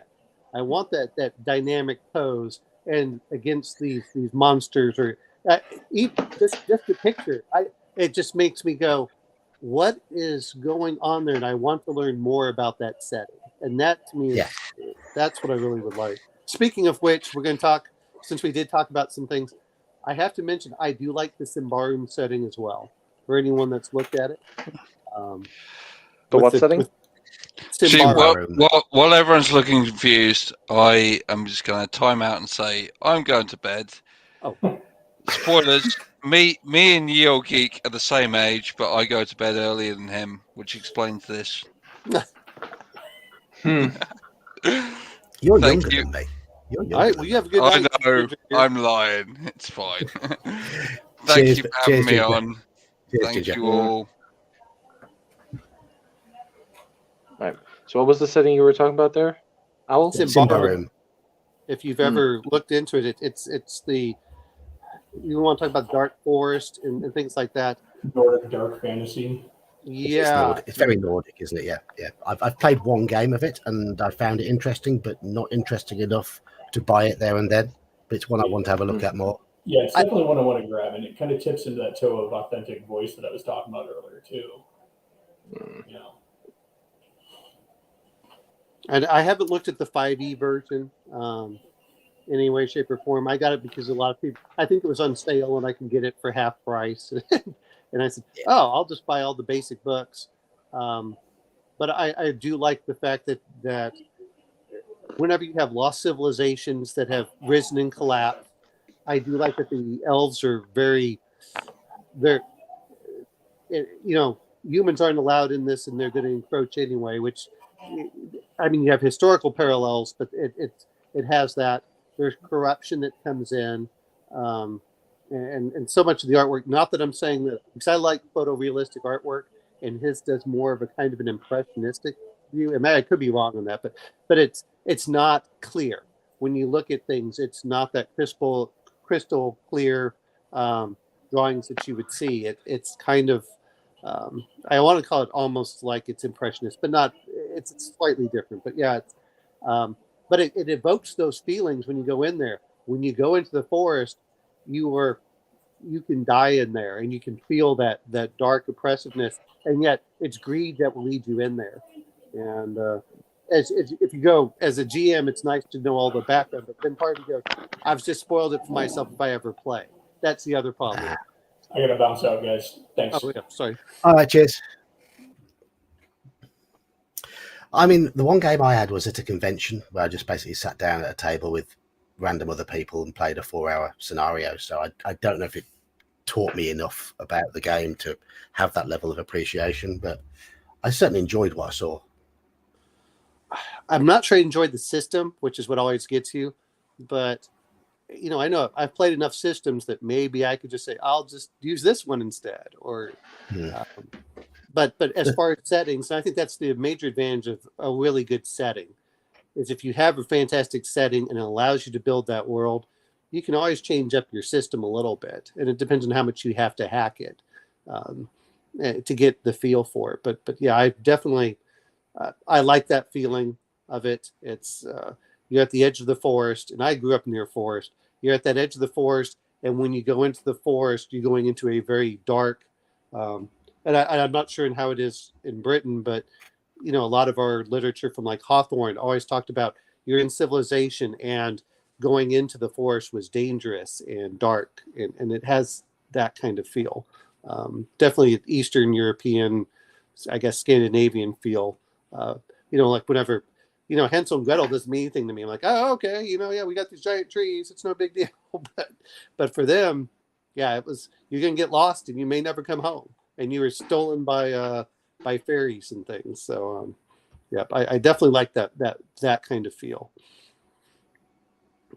Yeah, I have to say, I mean, here in Britain, I guess our forests aren't going to be anywhere near the size of yours, but we've cut most of it down, unfortunately.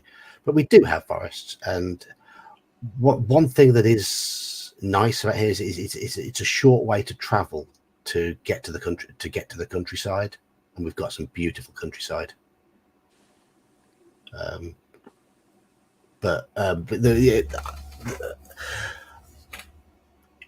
Our forests are fairly small. I will say that by comparison, anyway. By comparison. I still think that's okay. I think the thing is that there's a difference between managed forest and wild forest. And I think there's that aspect, which is, do you want to be there after dark? And I wouldn't want to be. Certainly, I have spent nights in the forest, but it was in a nice safe camper van, which was lovely. But if I was in a little one-person tent, I'd probably feel a little bit more exposed. Yes, and so there's that aspect. I don't know about the rest of it, and I think there are so many great settings out there.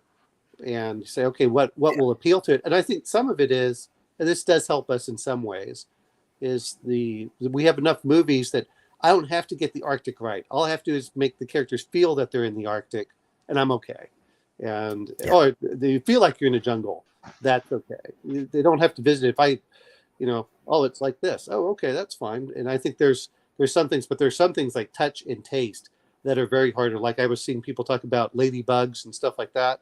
Yeah, it's hard to tell someone when you have a flying cockroach come at your face that's the South of the United States. Or, you have snakes. Well, these are poisonous snakes over here, and you have this. Just some of it is hard to describe of that.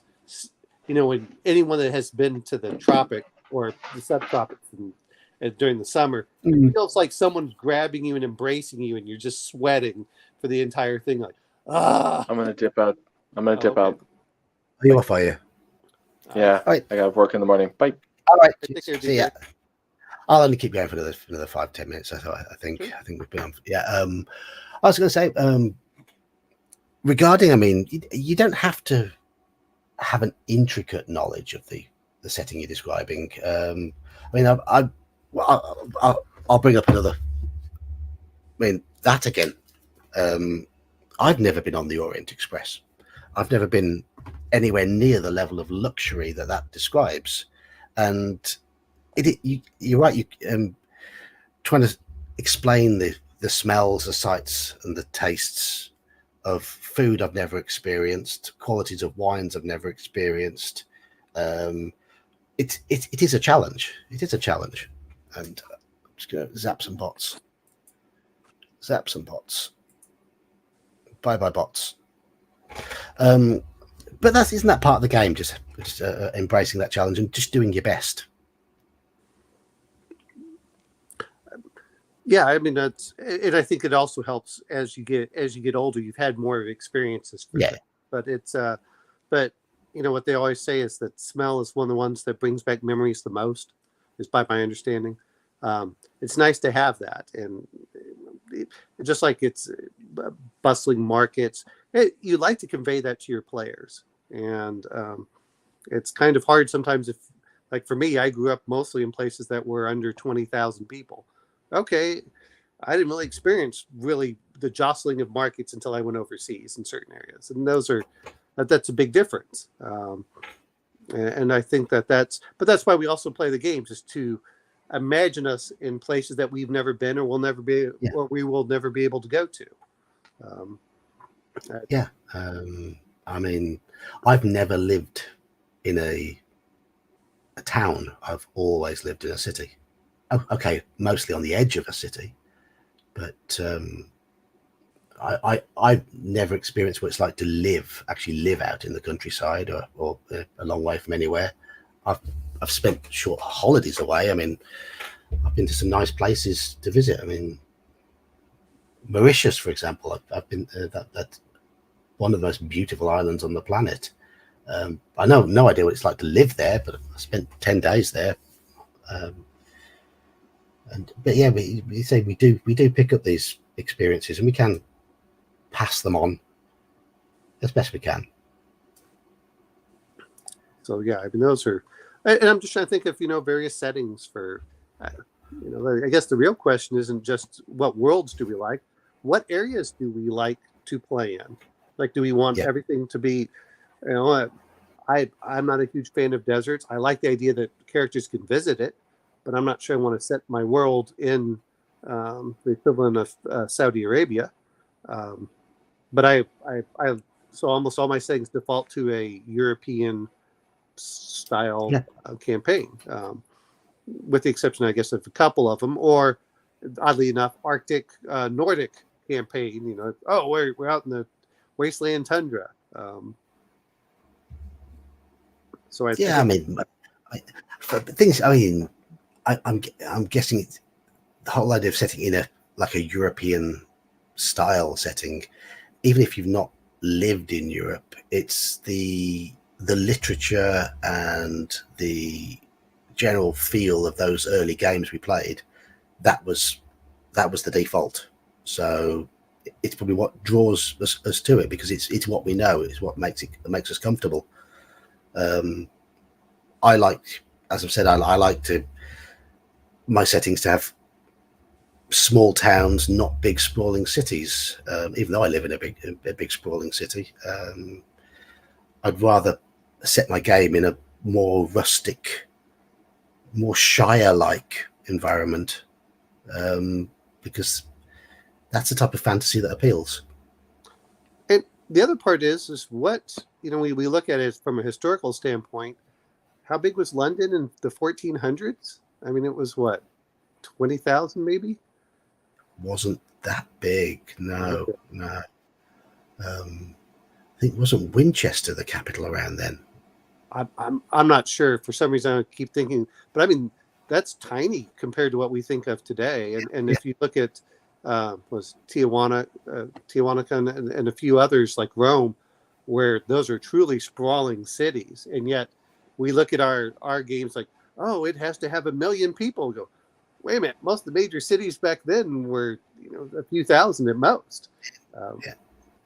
A big capital city might be 50,000. Rome might be an exception, because obviously it's got and Constantinople, and possibly another exception. I don't know how big they were at that time.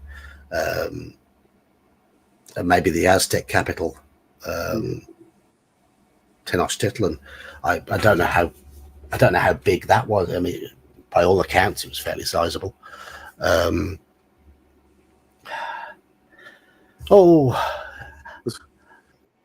just looked at him saying he can't believe the Underdark is a setting. That's the one I've just seen. Yeah, the thing about the Underdark as a setting is, most settings seem to have their own version of the Underdark, and it seems to be one of those ubiquitous parts of each setting, and with similarities between each one in each setting.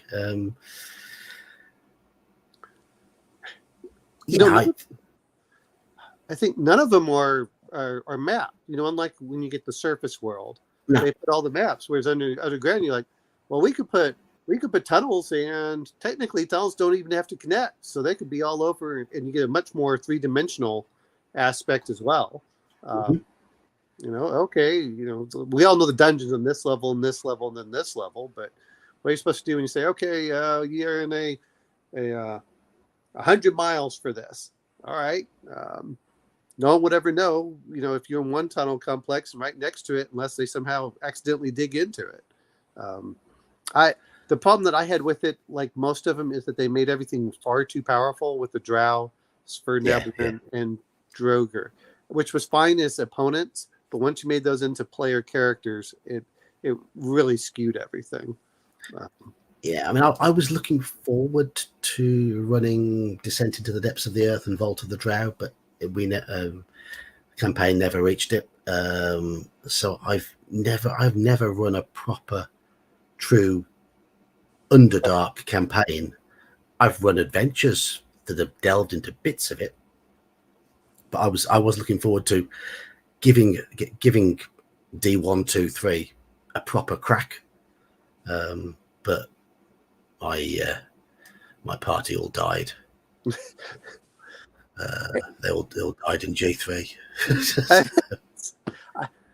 Yeah, there are times I'd like to run through those again. And to be fair, as a young kid, we always had maximum hit points. We got this, and it's going okay. But I think that as an older GM now, trying to go through this, it's like, no, I'd rather you think your way through. Maybe you want to talk, especially with morale, and say, okay, I want the giants to be pretty terrifying. I don't want you to go in and some of those seem ridiculous. Oh, look, here you have 10 fire giants.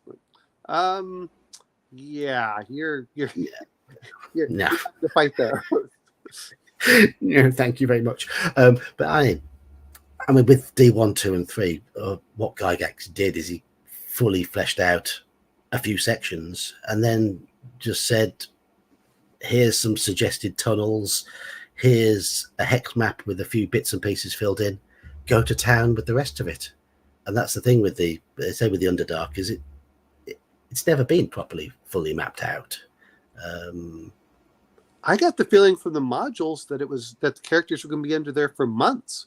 That was the idea. Yeah, that was the plan. Yeah. I mean, it wasn't like you just go through it. It was kind of like, oh, you guys are going to be down in here, and you're truly lost down there almost. As you're trying to explore, and after a few months, you finally get in there, and then after D3, then you'll go to Q1, and I don't know, the Q1 with the mechanical spider and several other things. I was just like, and I could never understand if you have a goddess there who can instantly teleport, why wouldn't you just teleport away? That's what I could never understand for any of them, which is it says teleport instantaneously. All right, but there were never any rules on, oh, well, she teleports behind you and gets a free attack or something, like they do with, I guess, the more modern Blink. I would have kind of liked to have seen them do stuff like that. But yeah, or some way that the characters had to get it and had to trap her down. I thought that would have been nice. If she doesn't just get the ability to teleport away, you have to find some object that will pin her in the room, and only then can you kill her. I thought that they really missed out on that. Yeah, I mean, I've not, because my party didn't get through G3 and didn't reach the Vault of the Drow and all that. I've not run Q1 either, but I've read it, and you're right. It's a mess. It's a mess. Well, one of the things I didn't like is oh great, you put in a bunch of gnolls, 66 gnolls. If we're not going to use an area effect spell, do you realize how long combat's going to be for absolutely no reason? Those are sometimes the things that, when I look at trying to alter either it's first edition or second edition, and I've heard rumors that Arneson used to do this. If you do a killing blow, you can keep attacking until they stop dying. I said, that's fine. I would rather them chew through those little things, and I don't want to have to roll like, you need a natural 20 to hit. Why are we here? One of my groups, we're playing Lost Caverns of Sargekanth, and the party mage had a reverse gravity spell, and one of the random encounters is with a massive group of hobgoblins, and they met them just outside the caverns, and he was just like, I can't be bothered with this encounter, and it's like, we rolled for initiative. He was able to get his spell off, and it was just like, I cast reverse gravity on them. we worked out the area of effect, how far it would fling them, and I was like, yeah, okay, that's that combat over. as hobgoblins just come raining from the sky. Well, but I love that inventive aspect of it, because that's not really an offensive spell. That can be used just as much as a utility spell. It's like, oh, okay, someone outside will hold you in the rope, and then instead of, for you to cross over this bridge, we'll cast anti-gravity, and you just have to try swinging the opposite way. It's like, oh, okay. Some of the what's great about some of the old adventures is some of the routes. So a lot of the areas are set up for people to be creative and to try these unusual applications of spells. I remember the room in Pharaoh with the exploding pineapples. Oh, I don't remember those. My party absolutely loved that room, and it messed around with gravity, and these pineapples kept blowing up everywhere, and it's just absolute insanity. But it was so much fun, just so much fun, so creative. Well, I was trying to play a game once, and I got kicked out because the GM got too invested in his magic user. And we were talking, well, you know what? I don't want to do the combat spells. I'll do the utility spells. We were just talking more and more, and he never called me back because he didn't want his NPC character to, becoming a PC to be anything but the ass kicker that blows everything down. In the meantime, I'm going, I kind of like knock and spider climb and jump and enlarge, and let's do some of these weird things. And one of my regular players has just started DMing for me for the first time. He has done a bit of DMing for other people, but this is his first time DMing for me, and he's doing. It's a 5th edition. That's what he knows, and he's doing the Theros one, the Greek inspired one. Okay. And I'm playing a magic using character in that, and I've specifically chosen my spells against the usual convention, because I don't want to just run around zapping things. I want to have to think, and I've got no damage dealing spells whatsoever. So let's see how the party cope. But I'm gonna. I would love to see more, and I guess this is part of the poem with 5e. I would like to have seen them do more of, read languages or something like that, where it gives them, which I know that they gave some to the thief, but I would rather have the magic user go in and say, you're bringing me along from my arcane knowledge. And the fact I have spells is nice, but I have 1d4 hit points, and I have maybe 5 spells at what was it, 3rd level or so. I only have a couple of spells, guys. I don't have anything else. Don't rely on me to blast everything. I thought that would have. I wish that they had done more with that. I can make you invisible. I can protect myself with a shield. I can read a bit of magic. I can maybe identify a magic item, but I can't blast anything. Yeah. Well, the other part that I loved about first some of the old editions is because you ran out of spells. When you ran out of spells and the magic user had to pull out a dagger to fight, you knew you were in a desperate situation. Yeah. And that there was no doubt about that. It's wow. So, the dagger gets pulled out when the magic user runs out of oil flasks to fling. Right. I think we've been going for nearly 2 3/4 hours, so I think I'm going to call it a night here. As always, good, interesting chat. Nice and light-hearted, which is what. Especially in these times. All right, you have a good night, John. And thank you once again, Omanal, for joining in, and thank you, DK and Elfbait and Gingerbeard for also joining in, and everybody in chat. Sorry, Lord Cephalon, I do have to go to bed. I'm up in the. I'll be up for work in the morning. Thank you everybody for joining in, making it just a bit of fun. It's nice to have a bit of fun. But cheers all, and thank you for supporting the channel. Good night. Night.